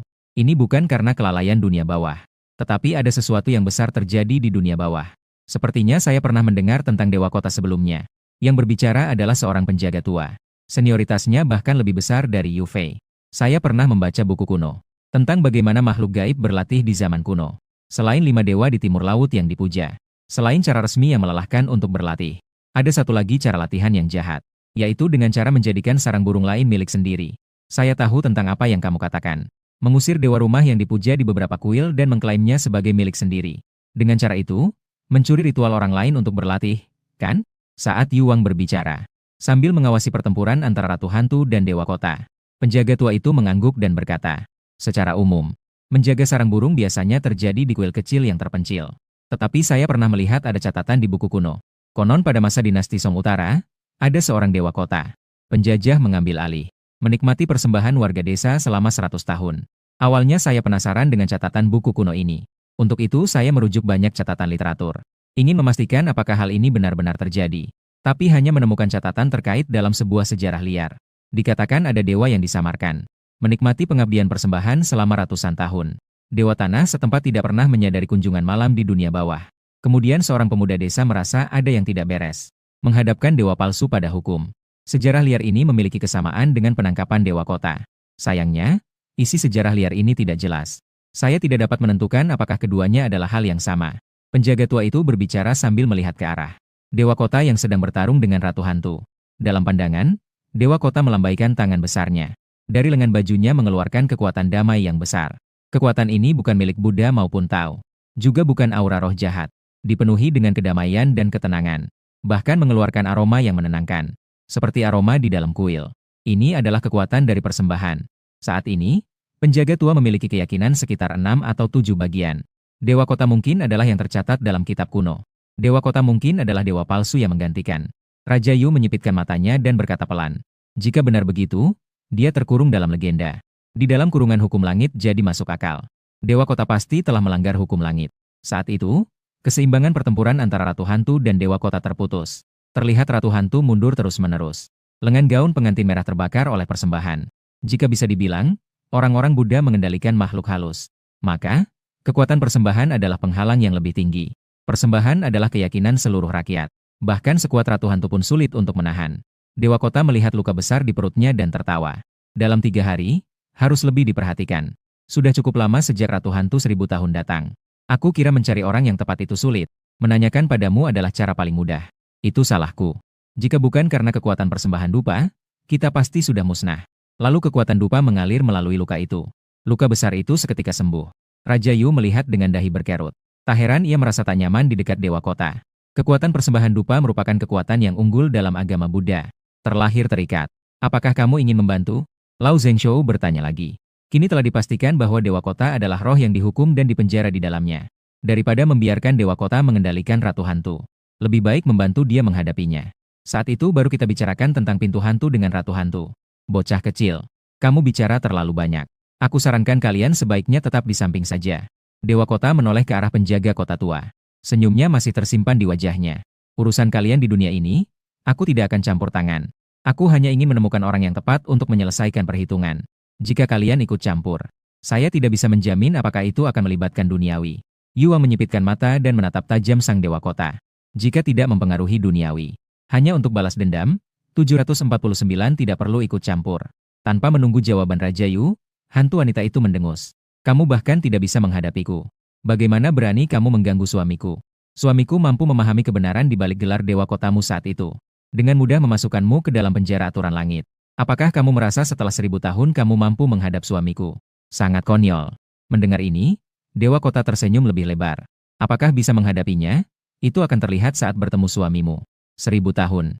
Saya tidak tinggal di penjara tanpa alasan. Jika hantu wanita tidak mempercayai, kamu bisa memberitahuku lokasi suamimu. Untuk memverifikasi kebenaran kata-kataku. Hantu wanita Yanzi terkejut mendengar itu. Tidak menyangka untuk menghadapi Qin Xiao. Dewa Kota telah mempersiapkan ini selama 1000 tahun. Begitu memikirkan hal ini, seluruh tubuh permaisuri hantu dipenuhi energi negatif. Saat dia akan berusaha sekuat tenaga untuk mengeluarkan. Suara mesin sepeda motor listrik terdengar. Semua orang tertarik oleh suara tersebut. Detik berikutnya, semua orang tertegun. Di langit, kabut datang dengan cepat. Saat mendekat, kabut itu pun menghilang. Menampakkan seorang pengendara yang mengenakan jubah kuning, yang mengendarai sepeda motor listrik berbagi. Apakah ini adalah bantuan yang dikirim oleh kantor pusat? Pemimpin cabang berpikir untuk pertama kalinya. Sejujurnya, jika bukan karena orang itu datang dari langit, dia benar-benar takut orang itu tiba-tiba akan berkata, "Halo, ini pesanan Anda." Raja Yu juga tampak bingung. Namun, selain terkejut, dia lebih merasa curiga. Dia merasakan dengan jelas kekuatan pengantar makanan itu. Satu orang hebat lagi telah datang. Situasi menjadi semakin rumit. Saat dia masih bingung, permaisuri hantu, Yanxi, terlebih dahulu berbicara. "Raja, kau ternyata masih hidup?" Cheng Huang juga berkata dengan senyum. "Bukankah ini adalah pengikut si bodoh itu? Kenapa kamu juga datang untuk meramaikan suasana?" "Jadi, maksudnya orang itu? Apakah kamu tahu apa yang terjadi di sini? Kenapa dia tidak muncul? Apakah mereka mengirimmu ke sini karena takut aku akan menghadapinya?" "Tutup." Pria berkabut turun dari sepeda listrik yang dibagi. Meskipun mengenakan pakaian pengantar makanan. Namun, aura dinginnya tetap membuat orang merasa seperti jatuh ke dalam gua es. Menghadapi seorang pencuri yang mencuri harta tidak perlu mengandalkan tuan. Setelah mengetahui pria berkabut dipanggil oleh Qin Xiao, permaisuri hantu tidak bisa menahan diri untuk berbicara. "Kabut, suamiku di mana?" Setelah mengatakannya, dia melihat ke arah Dewa Kota. "Tunggu sampai aku mengurus orang ini, kemudian beritahu aku." Lalu dia tanpa ragu kembali menyerang Dewa Kota. Lengan merahnya bergetar. Di tangan hantu yang ramping muncul sebuah cap berbahan giok yang lebih besar dari telapak tangannya. Mungkin dia tidak ingin Qin Xiao melihat. Menghadapi seorang Dewa Kota saja sudah sulit baginya.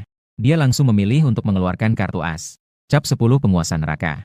Saat melihat cap itu, Raja Yu tidak bisa menahan kekagumannya dan bersuara. "Bukankah ini cap 10 penguasa neraka dari neraka?" Bahkan alis Cheng Huang pun tidak bisa menahan kerutan. Di matanya terlihat kejutan yang tidak terduga. Pada zaman kuno, Kaisar memiliki cap giok dan simbol-simbol lainnya. 10 penguasa neraka di neraka sebagai 10 raja neraka juga memiliki simbol identitas. Itulah cap 10 penguasa neraka. Begitu cap ini muncul, ribuan hantu akan tunduk dan berlutut. Energi mengerikan dari Huang Quan berputar seperti naga di sekitar cap, mengeluarkan suara menggelegar. Ternyata ini adalah cap 10 penguasa neraka yang sebenarnya. Raja Yu tidak bisa menyembunyikan keterkejutannya di dalam hati. Meskipun sebelumnya melalui percakapan dengan Ratu Hantu dan Cheng Huang, dia menduga bahwa mungkin ada sesuatu yang terjadi di neraka. Tapi dia tidak menyangka bahwa masalahnya sangat serius seperti ini. Sebagai simbol 10 penguasa dan harta karun jiwanya, tanda 10 penguasa neraka jatuh ke tangan orang lain. Ini benar-benar seperti milik sendiri. Properti tiba-tiba menjadi milik orang lain. Apa yang terjadi di neraka sehingga bisa begini? Memikirkan betapa pentingnya tanda 10 penguasa neraka, Raja Yu merasa hanya ada satu kemungkinan. Apakah ada 10 penguasa neraka? Setelah terkejut, penguasa kota kembali tersenyum lebar. "Yang terhormat, Nona Iblis Yanxi. Mengeluarkan harta besar seperti ini tidak akan menyenangkan." Dia diam-diam mundur selangkah. "Tidak tahu tanda milik penguasa neraka yang mana ini. Ini jatuh ke tanganmu. Apakah ini salah satu penguasa neraka?" Jelas, bukan hanya Raja Yu yang berpikir seperti itu. Bahkan penguasa kota juga berpikir demikian. Nona Iblis Yanxi tidak memberikan respon. Hanya dengan memegang tanda itu, dengan mudah menghancurkan kekuatan persembahan penguasa kota. Kekuatan mengerikan dari neraka berubah menjadi 9 naga neraka. Dari tanda tersebut, merayap menuju penguasa kota. Awalnya ingin menangkap hantu setelahnya. "Nona, tanyakan pada orang itu di mana dia berada." Namun, jika hantu setelahnya mengeluarkan barang sebesar ini, jika tidak bisa memainkan ini, ya sudahlah. Setelah kota penunggu meninggalkan satu kata, berubah menjadi asap yang segera menghilang di udara. Hantu setelahnya, Yanxi, jelas tidak ingin membiarkannya begitu saja. Kekuatan Huang Quan kembali meledak. Naga Huang Quan bertahan di asap itu. Suara yang tajam. Kota penunggu yang terkena segera retak. Jelas telah menjadi patung kota penunggu yang dibentuk dari tanah liat. Inilah sisi rumit dari Dewa Asap. Penjaga tua sedikit terkejut namun juga sudah memperkirakan. Dewa Asap berlatih dengan asap. Tidak perlu hadir secara fisik, cukup dengan inkarnasi asap. Dapat meminjam kekuatan melalui inkarnasi asap dari jarak jauh. Kota penunggu jauh lebih kuat daripada sebelumnya. Pria berkabut berbisik. Segera menatap hantu setelahnya dengan hormat. "Nyonya Merah, Tuan punya sesuatu untuk dibawakan kepadamu." "Kata-kata apa?" Ratu Hantu Yanxi segera melihat ke arah ini. Sama sekali melupakan urusan kota hantu. Perubahan yang cepat membuat Raja Yu dan yang lainnya tercengang. Inilah kekuatan cinta? Sepertinya Ratu Hantu masih terjebak dalam cinta. Pria berkabut menjawab. "Tuanku memintaku untuk memberitahumu. Kembali ke dunia bawah dan tetaplah di sana dengan baik. Dunia atas sekarang berbeda dari sebelumnya. Jangan bertindak sembarangan. Aku pasti akan mencarimu saat memiliki waktu." Raja Yu tak dapat menahan untuk bertatapan sejenak dengan penjaga tua. Kini Ratu Hantu Yanxi memiliki segel 10 penguasa neraka. Segalanya menjadi sangat rumit. Tapi jika suaminya bisa membuat Ratu Hantu kembali, Jenis prajurit tanpa senjata ini pasti mereka inginkan. Mata Raja Yu berkilauan. Dia penasaran di dalam hatinya siapa suami Ratu Hantu Yanzi. Bisa membuat Ratu Hantu Yanzi begitu patuh dan mendengarkan. Apa kamu tidak bisa langsung memberitahuku di mana suamiku? Ratu Hantu Yanzi membuka suara. Saya rasa itu tidak mungkin. Pria berkabut berbicara terus terang. Tuan mengatakan bahwa dia hanya ingin menikmati zaman ini dengan baik belakangan ini. Jika ingin bertemu denganmu, aku akan mencarimu. Dunia manusia di era ini berbeda dengan masa lalu. Manusia biasa tidak mengetahui hal-hal yang lebih tinggi. Jika kamu pergi ke dunia, itu akan memicu keributan. Jadi, Tuan Yanzi, sebaiknya Anda kembali ke dunia bawah. Ratu Hantu Yanzi mendengar kata-kata itu dan menghela nafas panjang. Saya juga ingin kembali ke dunia bawah. Hanya saja saya tidak bisa kembali. Pria berkabut mengerutkan kening mendengar itu dan bertanya. Apa maksud ucapan Tuan Yanzi ini? Apakah ada sesuatu yang terjadi di neraka? Tidak ada apa-apa. Ratu Hantu Yanzi menggelengkan kepala dan berkata, mengingat suami tidak mengizinkanku mencarinya, maka saya akan mencari tempat untuk bersantai atau berjalan-jalan. Melihat mengapa zaman ini membuat suami begitu terikat. Jika demikian, maka saya akan pergi dulu. Setelah selesai berbicara, pria berkabut naik sepeda listrik bersama. Setelah memutar gas, dia menghilang di angkasa. Ratu Hantu Yanzi menoleh dan melihat ke arah Raja Yu. Saya akan mengikuti perintah suami. Tidak akan mengganggu dunia manusia. Jika kamu masih menghalangi, saya tidak keberatan untuk melanjutkan. Raja Yu tersenyum tipis dan berkata. Nona hantu berkata dengan bercanda. Meskipun pintu hantu hanya boleh dibuka pada festival hantu. Tapi jika kamu tidak mempengaruhi dunia manusia, bukan berarti tidak bisa membuka izin. Saat ini, Nona hantu memiliki segel dari 10 istana. Jika benar-benar bertarung, mungkin tidak akan mendapatkan hasil yang baik. Dan kejadian darurat tingkat 1 tidak hanya terjadi di pintu hantu Fengdu. Raja Yu memilih untuk mengabaikan. Lagi pula, Nona hantu tidak sama dengan Yan Jiao. Tingkat bahaya tidak tinggi. Diiringi oleh 4 raja zombie, suara yang menakutkan terdengar. Kereta merah yang membawa Nona hantu diangkat. Ribuan hantu mengikuti dengan megah dan bersiap untuk pergi. Nona hantu, mohon tunggu sebentar. Raja Yu berkata dengan tenang. Bagaimana? Dari dalam kereta merah terdengar suara Nona hantu. Alam kubur adalah penghubung antara dunia manusia dan dunia gaib. Raja Yu sebagai orang dari dunia manusia. Orang-orang dari biro pengelola harus memahami hal ini. Dia dengan ramah membungkuk dan melakukan penghormatan kuno. Tadi Anda menggunakan segel untuk menghadapi Cheng Huang. Itu adalah segel Yama dari 10 istana, kan? Hanya saja, menurut pengetahuan saya, segel Yama dari 10 istana berada di tangan Yama dari 10 istana. Bagaimana bisa berada di tangan Anda? Bahkan jika Yama dari 10 istana bersahabat dengan Anda, mereka juga tidak mungkin meminjamkan segel Yama kepada Anda. Ini lebih dari sekedar harta sihir. Ini juga merupakan simbol. Baik alam kubur maupun surga. Tidak diizinkan meminjamkan kepada orang lain tanpa izin. Jadi, maafkan saya yang berani membuat asumsi berani. Entah Anda yang mencuri segel Yama dari 10 istana. Bahkan mungkin satu dari Yama dari 10 istana. Atau mungkin ada kesalahan di pihak alam kubur yang membuat segel Yama jatuh ke tangan Anda.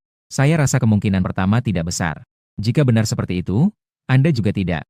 Mungkin bisa berjalan keluar dari gerbang hantu dengan percaya diri. Jadi, apakah ada sesuatu yang terjadi di dunia bawah? Menghadapi pertanyaan dari Raja Yu, Ratu Hantu terdiam selama beberapa detik sebelum menjawab. Segel 10 penguasa kematian adalah yang diberikan oleh Raja Qin Guang kepada saya. Diberikan. Pandangan Raja Yu terpaku. Kata, diberikan, bukanlah istilah yang bisa digunakan sembarangan. Suaranya pada saat itu menjadi sangat serius. Raja Qin Guang telah tiada. Meskipun ada dugaan bahwa salah satu dari 10 penguasa kematian mungkin telah tiada. Tetapi mengetahui kebenarannya, dia masih tidak bisa tetap tenang. Kali ini, kereta bunga merah tidak memberikan respons. Hanya mengeluarkan satu kalimat dengan lembut. Masalahnya rumit. Apa yang saya katakan mungkin tidak kamu percayai. Biarkan orang yang memahami dunia bawah pergi sekali dan akan tahu. Setelah selesai berbicara, Ratu Hantu tidak mengucapkan lebih banyak. 4 raja mengangkat kereta. Memimpin ribuan hantu pergi meninggalkan tempat itu. Pada waktu yang sama, menara semprot ki.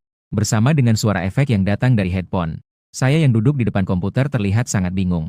Setelah 1000 tahun tidak bermain League of Legends, saya seorang raja ternyata diperlakukan seperti ini oleh 2 orang perunggu semalam. Sungguh luar biasa. Sambil berbicara, saya dengan cepat mengetik di keyboard. Saling memberi salam kepada rekan tim yang suka melempar tanggung jawab. Tiba-tiba saya meletakkan mouse dan mengeluarkan jimat. Setelah menerima informasi dari pria berkabut, saya tidak bisa menahan alis saya terangkat. Bagaimana mungkin Yanzi memiliki segel 10 istana Yan Luo?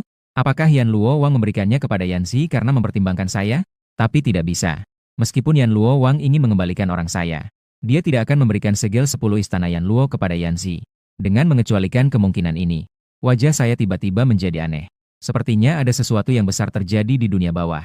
Setelah berpikir, Saya memutuskan untuk mencari seseorang yang tahu. Saya langsung teringat pada Ratu Hantu, Yanzi. Namun, dalam detik berikutnya saya mengabaikan pikiran itu. Lebih baik tidak mencari Yanzi. Dia itu. Jika saya benar-benar mencarinya, dia pasti akan menempel lagi. Nanti jika saya bermain game dan berinteraksi dengan teman wanita, Yanzi tidak boleh mengikuti kabel jaringan untuk pergi ke tim saya. Setelah berpikir sejenak, saya punya target pencarian. Mencari Dewa Tanah di ibu kota. Pasangan tua itu sebagai dewa. Masih mengelola daerah tanah terpenting di Daxia. Pasti ada hubungan dengan dunia bawah tanah. Sekalian saya tanya, bagaimana Cheng Huang bisa keluar? Ruang rapat kantor pusat 749. Linde melihat laporan dari berbagai tempat di tangannya dengan dahi berkerut. Biarkan Raja Yu pergi ke sisi sumur kunci naga. Kepala Departemen Keuangan mengusulkan. Kepala Linde mengangguk. Saya memang berpikir seperti itu. Oh ya, apakah Mipo sudah mengatur semuanya? Menyebut Raja Yu, Linde dari kantor pusat terlihat lebih serius. Masalah Fengdu melibatkan dunia bawah tanah. Dia sama sekali tidak berani menganggap remeh. Segera menghubungi kantor untuk menanyakan pilihan Mipo. Kepala Departemen Logistik menjawab. Sudah diatur. Yang diundang adalah nenek buta dari daerah Fujian dan Guangdong. Nyonya Profesor Chen setuju setelah mendengar itu. Meminta nenek buta untuk berjalan di dunia gaib memang tidak buruk. Meskipun nenek buta tidak memiliki kekuatan yang paling hebat. Namun dalam hal kemampuan berjalan di dunia gaib, dia bisa dibilang berada di peringkat 3 besar di seluruh Daxia. Pada saat itu, sebuah telepon masuk. Kepala bagian logistik mengangkat telepon.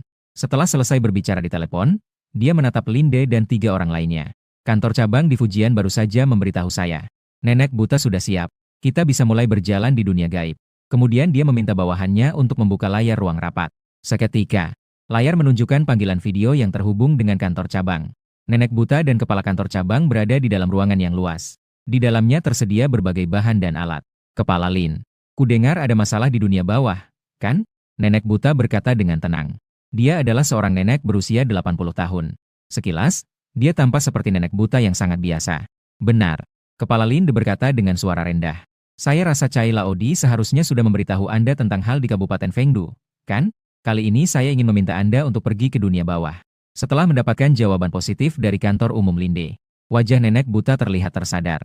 Jika ada yang tidak beres di dunia bawah, itu masuk akal. Baru-baru ini, teman saya yang seprofesi meminta hantu untuk merasuki.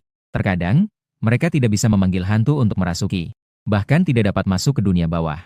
Untuk itu, saya telah bertanya kepada rekan saya di Timur Laut. Menemukan bahwa mereka juga sama. Awalnya kami merencanakan untuk melihat lagi beberapa hari ke depan. Tatapan Linde berkilau.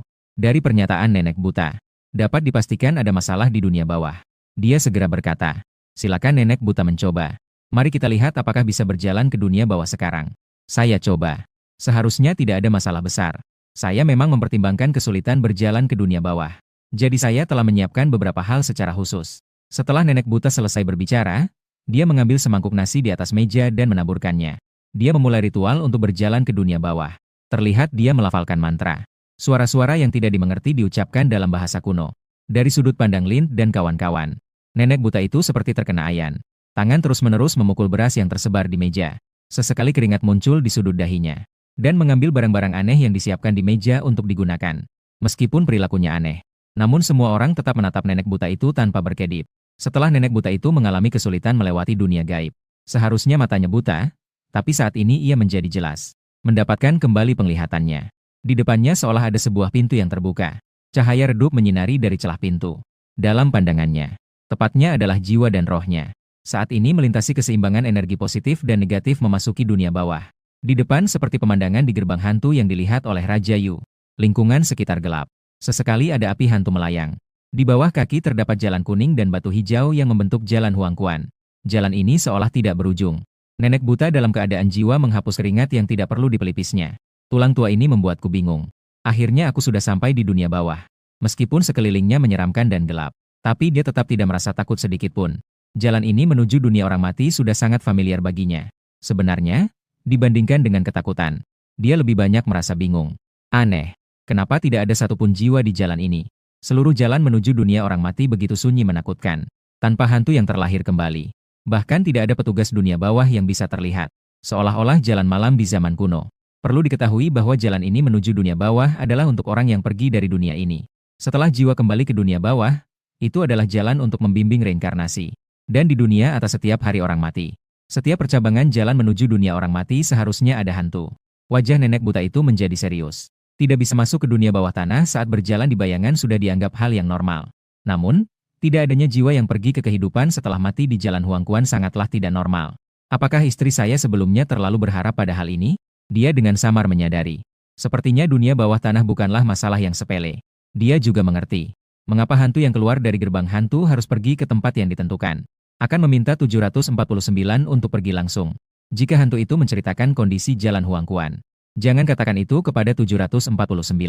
Bahkan meskipun dia adalah seorang penyelidik biasa yang sering berurusan dengan hal-hal gaib, dia pun tidak akan mempercayainya. Dengan pikiran ini, si nenek buta terus berjalan ke depan. Dia harus pergi sendiri ke kota Fengdu di dunia bawah tanah. Untuk menanyakan apa sebenarnya yang terjadi. Jalan Huangquan sangat panjang. Seolah-olah tidak ada ujungnya. Dan sekelilingnya sangat sepi. Seandainya bukan karena si nenek buta telah melewati banyak kali. Hal itu memberikan sedikit penghiburan bagi jiwanya. Jika tidak, dia mungkin mengira telah memasuki legenda yang terletak di dalam kedalaman neraka. Daerah tak berpenghuni tanpa makhluk hidup. Untuk segera mengetahui alasannya, dia tanpa sadar mempercepat langkahnya. Tidak tahu sudah berjalan berapa lama. Di depannya akhirnya tidak lagi jalan Huangquan yang tak berujung. Tidak lagi gelap sepi. Di depan ada cahaya samar. Seolah-olah ada cahaya yang ada di dalam neraka. Selain itu ada semacam kekuatan yang langsung menghantam kedalaman jiwa. Penuh dengan keagungan dan ketakutan. Membuat orang merasa hormat. Nenek buta itu tiba-tiba tersenyum. Akhirnya akan tiba. Dia melanjutkan langkahnya ke depan. Perlahan-lahan ia melihat di depan ada sebuah kota raksasa yang sangat megah. Seperti makhluk raksasa yang menutupi langit. Bangunan besar ini berdiri megah di antara 9 langit dan 8 jurang. Mengguncang dunia neraka. Nenek buta itu segera mempercepat langkahnya. Dia akan menuju kota di depan ini. Tetapi ketika dia melihat dengan jelas kota Fengdu di depannya, wajah nenek buta yang awalnya ceria berubah dalam sekejap. Yang menggantikan adalah ketakutan yang tak ada habisnya.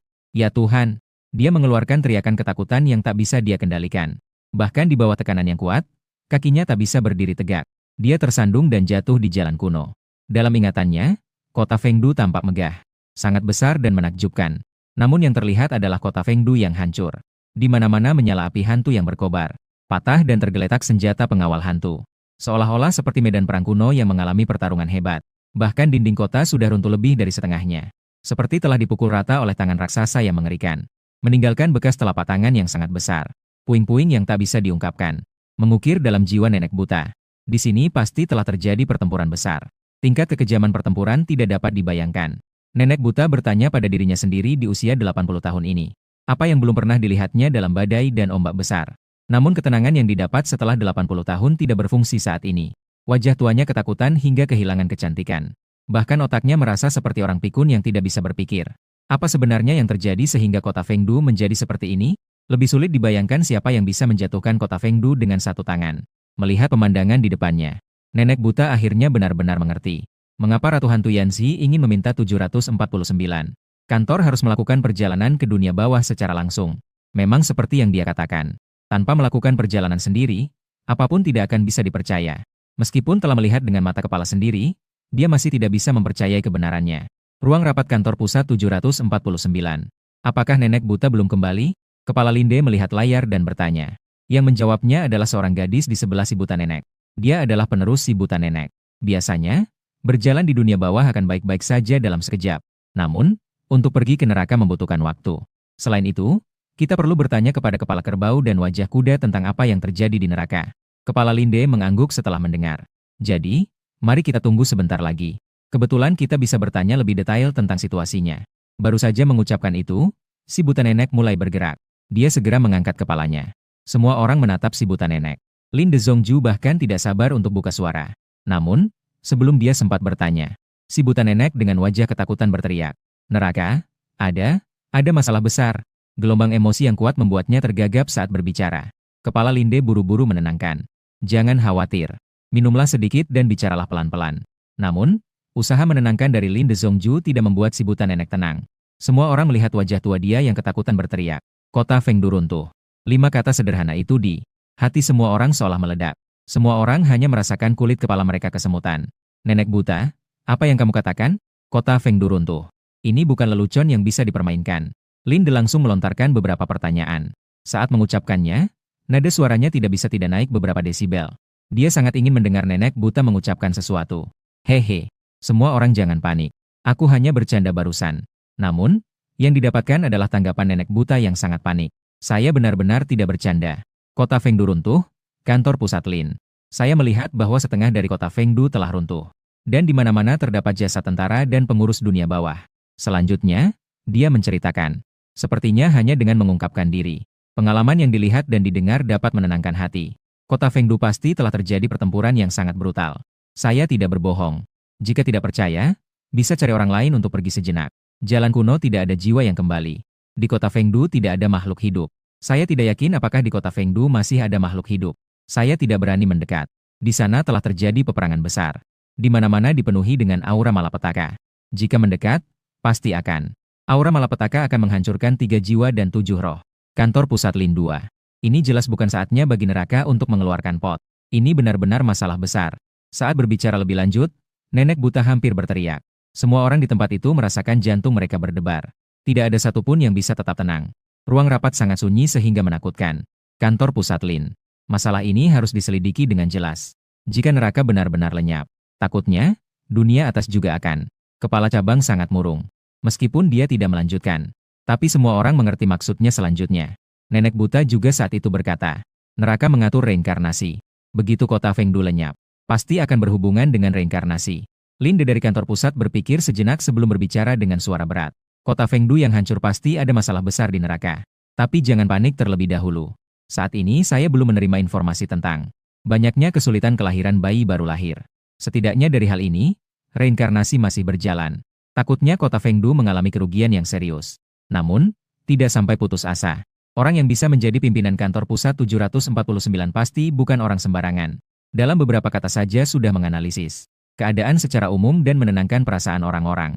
Segera setelah itu ia berkata lagi, nenek buta, tolong siapkan tim untuk pergi ke dunia arwah secepatnya. Saya perlu kalian pergi ke alam roh. Selidiki apa yang terjadi di alam kubur. Juga lihat apakah bisa menghubungi Raja Yama atau kepala lembu dan wajah kuda. Saya percaya bahwa di alam kubur masih ada dewa dan hantu yang hidup. Cari cara untuk menemukan mereka. Beri nenek itu waktu 3 hari. Pasti akan mempersiapkan tim pergi ke dunia bawah yang terkuat di Daxia. Nanti, saya akan memimpin tim itu untuk pergi ke dunia bawah. Nenek buta dengan serius mengucapkan setiap kata. Bahkan jika harus mengorbankan nyawa. Akibatnya, tidak akan pernah terlahir kembali selamanya. Saya juga pasti akan menemukan para dewa yang masih hidup di dunia bawah. Direktur Lin mengangguk dengan serius. Dia berdiri dan membungkuk dengan rasa terima kasih atas janji nenek buta. Nenek buta, pengorbanan Anda. Meskipun dunia tidak mengetahuinya. Tapi saya, dari kantor 749, mengingatnya dalam hati. Meskipun tidak tahu apa yang terjadi di dunia bawah. Namun saat ini, dunia bawah sangat berbahaya. Mungkin perjalanan ini ke dunia bawah akan menjadi perpisahan selamanya. Nenek buta mendengar kata-kata itu lalu tertawa dan melambaikan tangan. Saya hanya berusaha semampu saya, nenek. Setelah itu, dia pun meninggalkan ruang rapat. Segera mulai mencari orang untuk membentuk tim pergi ke dunia bawah. Lin mengalihkan pandangannya. Dia menatap dengan serius kepala cabang di layar. Saudara Cai, kota Fengdu hancur. 2 dewa di dunia bawah tanah tidak diketahui keberadaannya. Jika satu hal ini tersebar, itu sudah cukup untuk menimbulkan kekacauan besar. Saya akan membuat beberapa persiapan selanjutnya. Jika dunia bawah tanah mengalami kehancuran, harus memastikan bahwa proses reinkarnasi berjalan. Sang pemimpin, Saudara Cai, terhenti bernapas dan berkata, dunia bawah tanah seharusnya tidak sampai hancur, kan? Pihak surga tentu tidak mungkin hanya diam saja. Namun, baru saja dia selesai berbicara, Linde dengan lambat berkata, sulit untuk dikatakan. Bagaimana jika surga juga terkena dampaknya? Sang pemimpin, Saudara Cai, menyempitkan pupilnya. Dada mengangkat dengan cepat akibat pernapasan yang cepat. Surga terkena dampak. Apakah ini mungkin? Banyak dewa dari dinasti Daxia yang tersebar di masyarakat. Cerita mitos telah beredar selama 5.000 tahun. Bagi orang biasa, itu hanya dianggap sebagai cerita. Namun, orang-orang di Biro 749 semua tahu. Mitos bukanlah cerita, tetapi nyata adanya. Oleh karena itu, Saudara Cai tidak merasa surga akan terkena dampak. Namun, pemikiran itu baru muncul dalam kurang dari setengah detik. Linde kemudian berbicara lagi. Sebenarnya, baru-baru ini, Biro 749 menerima sebuah laporan. Baru-baru ini, praktisi tahu mengusir hal-hal gaib. Dalam kejadian ini, mereka ingin mencari bantuan dari Dewa Tanah. Namun, mereka tidak dapat menghubungi. Mereka juga tidak bisa menemukan Dewa Tanah. Seolah-olah mereka menghilang dari dunia. Keadaan ini telah berlangsung selama lebih dari setengah bulan. Cai Lau di seketika terkejut. Lin Lauge, Dewa Tanah di ibu kota telah hilang kontak. Sebelumnya, saya tidak berani memastikan. Tetapi setelah kejadian di dunia bawah, saya merasa Dewa Tanah seharusnya telah hilang. Alasan pastinya tidak diketahui. Selanjutnya, Kami juga akan menyelidiki masalah ini. Lind berkata sambil menunjukkan keletihan di wajahnya. Kejadian darurat yang muncul di berbagai tempat di Daxia.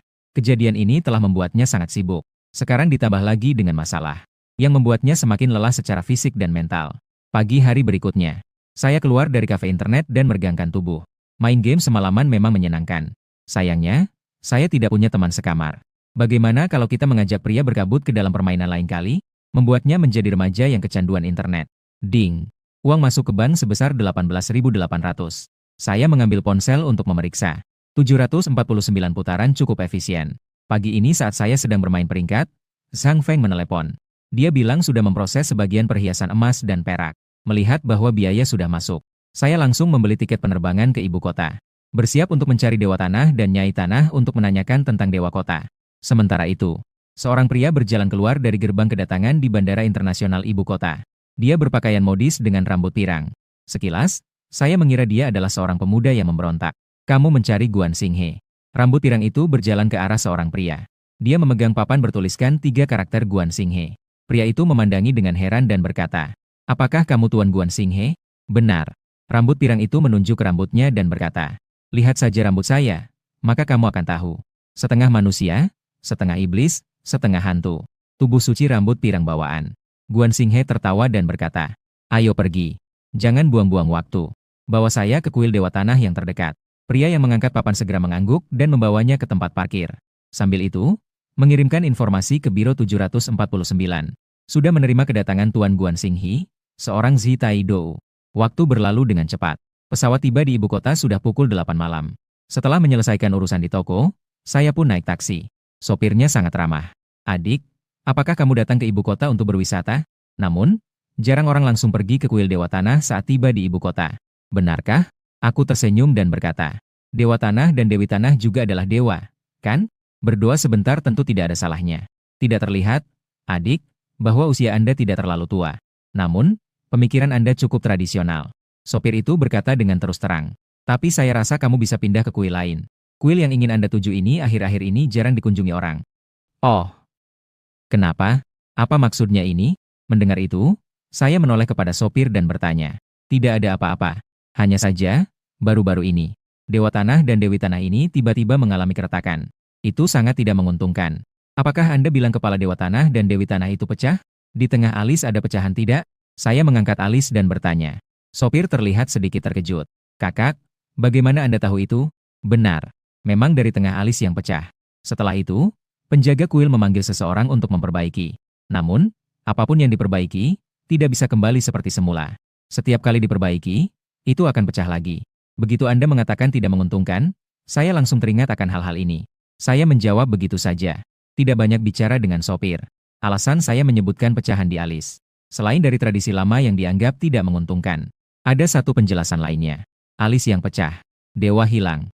Semoga patung ini bukanlah patung utama Dewa Tanah. Setelah beberapa menit, kami berhasil tiba di kuil Dewa Tanah. Biasanya pada waktu ini, ada cukup banyak pengunjung. Namun hari ini terlihat sangat sepi. Di aula besar terdapat 2 patung dewa. Seperti yang dikatakan sopir, patung itu pecah dari tengah alis hingga kepala. Saya melihat sekeliling. Kemudian saya menggambar lingkaran di tanah dengan 1 kaki. Tangan membentuk simbol. Menginjak perlahan. Dalam sekejap, kuil Dewa Tanah bersinar. Cahaya itu tidak terlihat oleh mata manusia biasa. Dari luar, orang lain hanya akan melihatku berkeliaran di sekitar kuil. Namun, semua yang terlihat dan terdengar hanyalah sihir untuk menipu. Dewa Tanah dan Dewi Tanah. Keluar. Aku adalah Raja Malam dari dinasti Song Utara, Qin Xiao. Aku datang khusus untuk menanyakan tentang masalah pelarian dari penjara peraturan langit di kota setan. Namun, beberapa panggilan berturut-turut tidak mendapatkan balasan sedikit pun. Aku menghela napas. Sepertinya aku hanya bisa menemukan Dewa dan Dewi Tanah. Patung Dewa Utama agar bisa mencari tahu lebih lanjut. Untuk memastikan penjara peraturan langit tidak ditemukan oleh orang yang jahat. Lokasi penjara peraturan langit tidak tetap. Dikelola oleh Dewa dan Dewi Tanah dari ibu kota. Entah menuju penjara peraturan langit atau menanyakan masalah kota setan, semua harus menemukan Dewa dan Dewi Tanah terlebih dahulu. Kemudian membuka ponsel untuk melihat lokasi kuil Dewa Tanah. Seketika aku tidak dapat menahan hembusan napas. Kuil Dewa Tanah ini ada 100 hingga 200. Mengeluarkan yang memiliki sejarah terlalu lama. Dalam waktu singkat tidak bisa ditemukan semua. Setelah mengambil sepotong kecil dari patung Dewa Tanah, dia pun berbalik dan pergi. Setengah menit kemudian, kakek, penjaga kuil mengangkat kepalanya dan melihat. Seorang pemuda berambut kuning masuk ke dalam kuil. Bolehkah saya bertanya apa yang ditanyakan orang itu kepada Anda? Kuo Xinghe mengeluarkan selembar surat perintah. Penjaga kuil langsung terlihat bingung. Tak disangka pemuda berambut kuning di depan adalah. Kebingungan tetaplah kebingungan. Namun, penjaga kuil tetap menjawab pertanyaan Kuo Xinghe. Oh, artinya dia tahu bahwa dahi kuil Dewa Tanah Retak. Tapi tetap datang untuk berjalan-jalan? Saya sudah tahu. Terima kasih, kakek. Kuo Xinghe berbalik dan keluar dari kuil. Mengikuti arah Qin Xiao yang pergi. Keluar dari bandara. Kuo Xinghe pun tanpa henti menuju.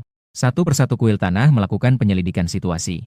Dan saat dia menyelidiki kuil Dewa Tanah ini, melihat ada formasi penghalang yang menyala di dalam kuil. Mengingat semua ini, Kuo Xinghe membisikkan. Selain dari 749, ternyata ada orang lain yang menyelidiki Dewa Tanah. Apakah ini ada hubungannya dengan urusan di dunia bawah? Untuk mencegah agar Qin Xiao tidak menemukan, Kuo Xinghe tidak hanya menyembunyikan keberadaannya. Dia bahkan menggunakan sebuah liontin untuk menyembunyikan jejaknya. Siapapun yang mengenakan artefak ini, hanya akan membuat orang lain mengira bahwa orang itu adalah orang biasa. Bahkan seorang ahli pun tidak dapat membedakannya. Pada awalnya, dia harus berusaha keras untuk mendapatkan artefak yang sulit didapat ini. Oleh karena itu, Kuo Xinghe yakin tidak akan ditemukan oleh Qin Xiao. Namun pada kenyataannya, meskipun saya memandang ke depan dan tidak menoleh, tapi saya tetap menemukan Kuo Xinghe yang mengikuti di belakang. Siapa orang ini? Mengapa dia mengikutiku? Bagaimana dia bisa memiliki mainanku? Bukankah ini mainan yang dibuat untuk menghibur seorang hantu yang tersesat dan liar? Bagaimana mainan itu bisa ada padanya? Dalam rasa ingin tahu, saya segera menyadari. Apakah ini karena formasi untuk menutupi mata? Meskipun diikuti. Tetapi saya tidak hanya tidak marah, malah jadi tertarik. Sudah berapa tahun saya tidak diikuti. Bersembunyi dan mencari. Saya sangat menyukainya. Lalu saya mencari sebuah restoran barbecue dan duduk. Setengah jam kemudian, saya menepuk perut yang kenyang dan keluar dari restoran barbecue. Lalu seolah-olah secara tidak sengaja melirik ke sebuah restoran barbecue lain tidak jauh di depan. Saat ini, Guan Xinghe sedang duduk di meja tamu di luar restoran menikmati barbecue. Sesekali mengintip ke restoran barbecue tempat Qin Xiao berada. Oleh karena itu ketika Qin Xiao keluar, Guan Xinghe segera memperhatikannya. Apakah kamu masih mengikutiku? Aku bergumam pada diriku sendiri. Segera saya pergi tanpa menoleh ke kuil tanah yang berikutnya. Guan Xinghe tidak langsung mengikutinya, tetapi berbalik dan masuk ke restoran barbecue tempat Qin Xiao berada. Anjing jiwa. Dia seperti mata dalam galaksi yang dalam. Tatapannya seketika tajam. Di dahi anjing jiwa terdapat cahaya. Ini adalah tanda reinkarnasi. Melihat galaksi, mengenali asal cahaya di dahi Mit-Mit. Ini adalah sihir terlarang milik dunia bawah. Melibatkan keseimbangan energi positif dan negatif dalam 6 jalur reinkarnasi. Tanda ini memungkinkan reinkarnator memilih tujuan reinkarnasi mereka sendiri. Dan mempertahankan ingatan dari kehidupan sebelumnya. Bahkan orang biasa tahu bahwa reinkarnasi adalah larangan besar bagi Yin dan Yang. Bahkan dunia bawah pun harus berhati-hati. Diperlukan penilaian dari 10 dewa penjara untuk menentukan kematian. Hanya orang yang layak yang dapat menetapkan reinkarnasi. Dan tanda reinkarnasi adalah larangan besar di antara larangan besar. Bagaimana mungkin seseorang dari dunia manusia menggunakan sihir terlarang dunia bawah? Ternyata dia memang berhubungan dengan dunia bawah. Melihat galaksi, matanya tiba-tiba bersinar. Ini benar-benar penemuan yang mengejutkan. Langsung meninggalkan restoran bakaran dan mengikuti arah Qin Xiao yang pergi. Seiring berjalannya waktu, dia menemukan bahwa arah Qin Xiao berjalan adalah menuju kuil tanah. Gu Xinghe melihat situasi dan memutuskan untuk tidak lagi mengikuti. Harus menangkap Qin Xiao di kuil tanah. Akhirnya akan menyerang saya. Merasakan pergerakan Gu Xinghe di belakang. Saya tersenyum tipis. Menggenggam hati dan bertanya pada diri sendiri. Jika saya adalah Gu Xinghe, saya juga akan menyerang. Bagaimanapun juga, baik itu tanda reinkarnasi atau mencari dewa tanah yang hilang. Siapapun yang dipilih pasti berharga untuk ditangkap. Dengan cepat tiba di kuil tanah. Berbeda dengan kuil tanah sebelumnya. Di sini lebih tepat disebut sebagai platform tanah daripada kuil. Terletak di bawah sebatang pohon pinus tua. Platform tanah terlihat sedikit retak. Jelas sudah cukup tua. Ketika saya tiba di depan kuil tanah kecil, terletak di gang terpencil tanpa orang di sekitarnya. Sekarang adalah saatnya. Gu Xinghe menyerang dengan kilat. Matanya bagaikan obor. Seperti hantu jahat yang mengamuk keluar dari neraka. Dalam sekejap sudah berada di belakang saya. Tanpa ragu mengangkat tangan. Cahaya papan fluoresen di telapak tangan bersinar terang. Di atasnya terdapat pola yang sangat misterius. Tampaknya tidak memiliki kekuatan yang besar. Namun, jika ada penjaga yang merupakan ahli tahu tingkat tinggi di sini, hanya dengan melihatnya secara langsung saja sudah bisa berubah. Pukulan ini memiliki kekuatan untuk mengurung iblis dan menangkap dewa. Bahkan Raja Zombie, makhluk besar yang berusia 1000 tahun pun, dapat dibatasi dan dikurung kekuatannya. Bahkan jika menghadapi dewa yang menduduki tingkat tinggi di surga, Kuo Xinghe yakin dapat membatasi dan mengurung lawan. Dapat bersaing dengan tali pengikat dewa yang legendaris. Jelas Kuo Xinghe mengeluarkan semua tenaga. Seseorang yang dapat menggunakan ilmu terlarang dari dunia bawah. Kekuatan orang hidup di dunia ini pasti tidak mengecewakan. Jika lawan bisa bereaksi, setidaknya mereka adalah penjaga. Jika bisa menghindar, setidaknya mereka mencapai tingkat tinggi. Guo Xinghe ingin menggunakan cara ini. Sambil menangkap, dia juga menguji kekuatan Qin Xiao. Terlihat Guo Xinghe melayangkan sebuah pukulan. Dan aku tidak menahan diri maupun menghindar. Seolah-olah tidak bereaksi, berdiri di tempat. Sampai sihir pengurung roh terpatri di punggungku. Guan Xinghe melihat situasi itu, langsung terpaku. Reaksi yang diharapkan tidak terjadi. Bahkan sihir yang diterapkan padanya juga tidak mengakibatkan efek pengurungan. Aku berbalik menatapnya seolah tidak terjadi apa-apa. Ketika mata kami bertemu, Guan Xinghe tampak terkejut. Kenapa kamu baik-baik saja?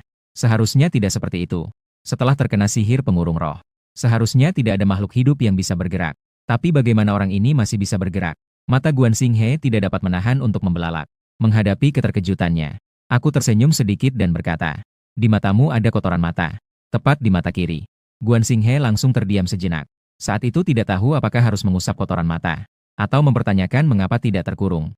2 detik kemudian, Guan Xinghe menyadari ada yang tidak beres. Segera menjauhkan diri. Orang ini sangat berbahaya.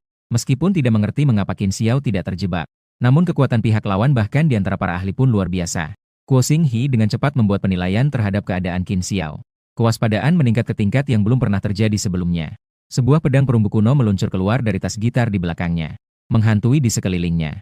Jika Qin Xiao melakukan tindakan berbahaya sedikit saja, Guo Xinghe pasti akan bertindak dalam sekejap.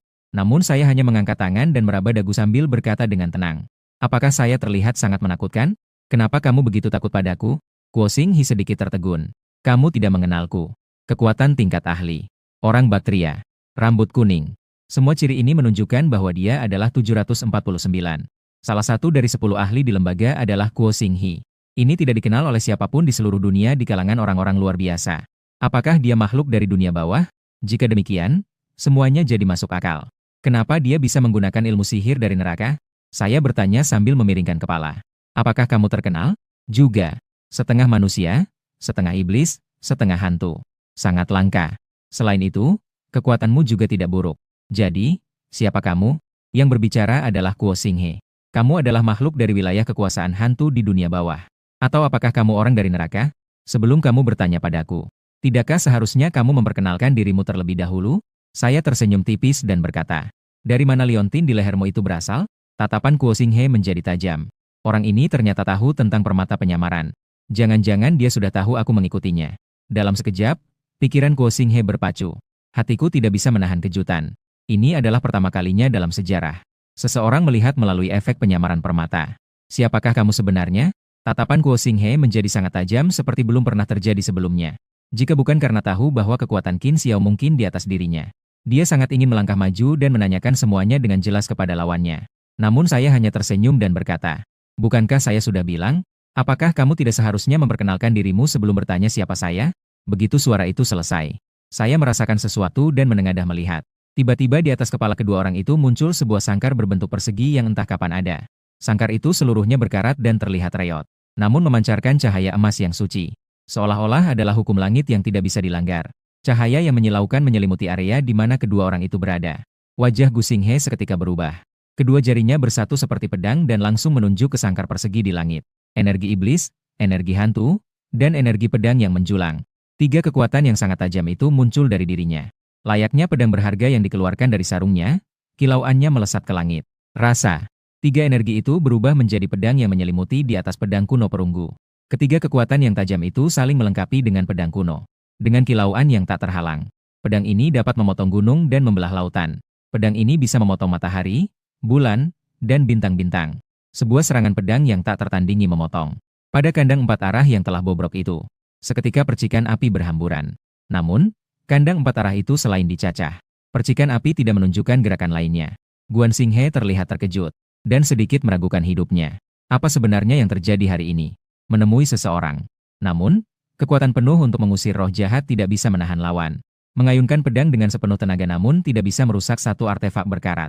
Bahkan tidak ada goresan pun. Guan Xinghe tidak bisa menahan rasa curiga apakah dirinya yang menjadi lemah. Sayangnya, pertanyaan tersebut tidak mendapat jawaban. Karena cahaya telah menyelimuti tubuh Guan Xinghe.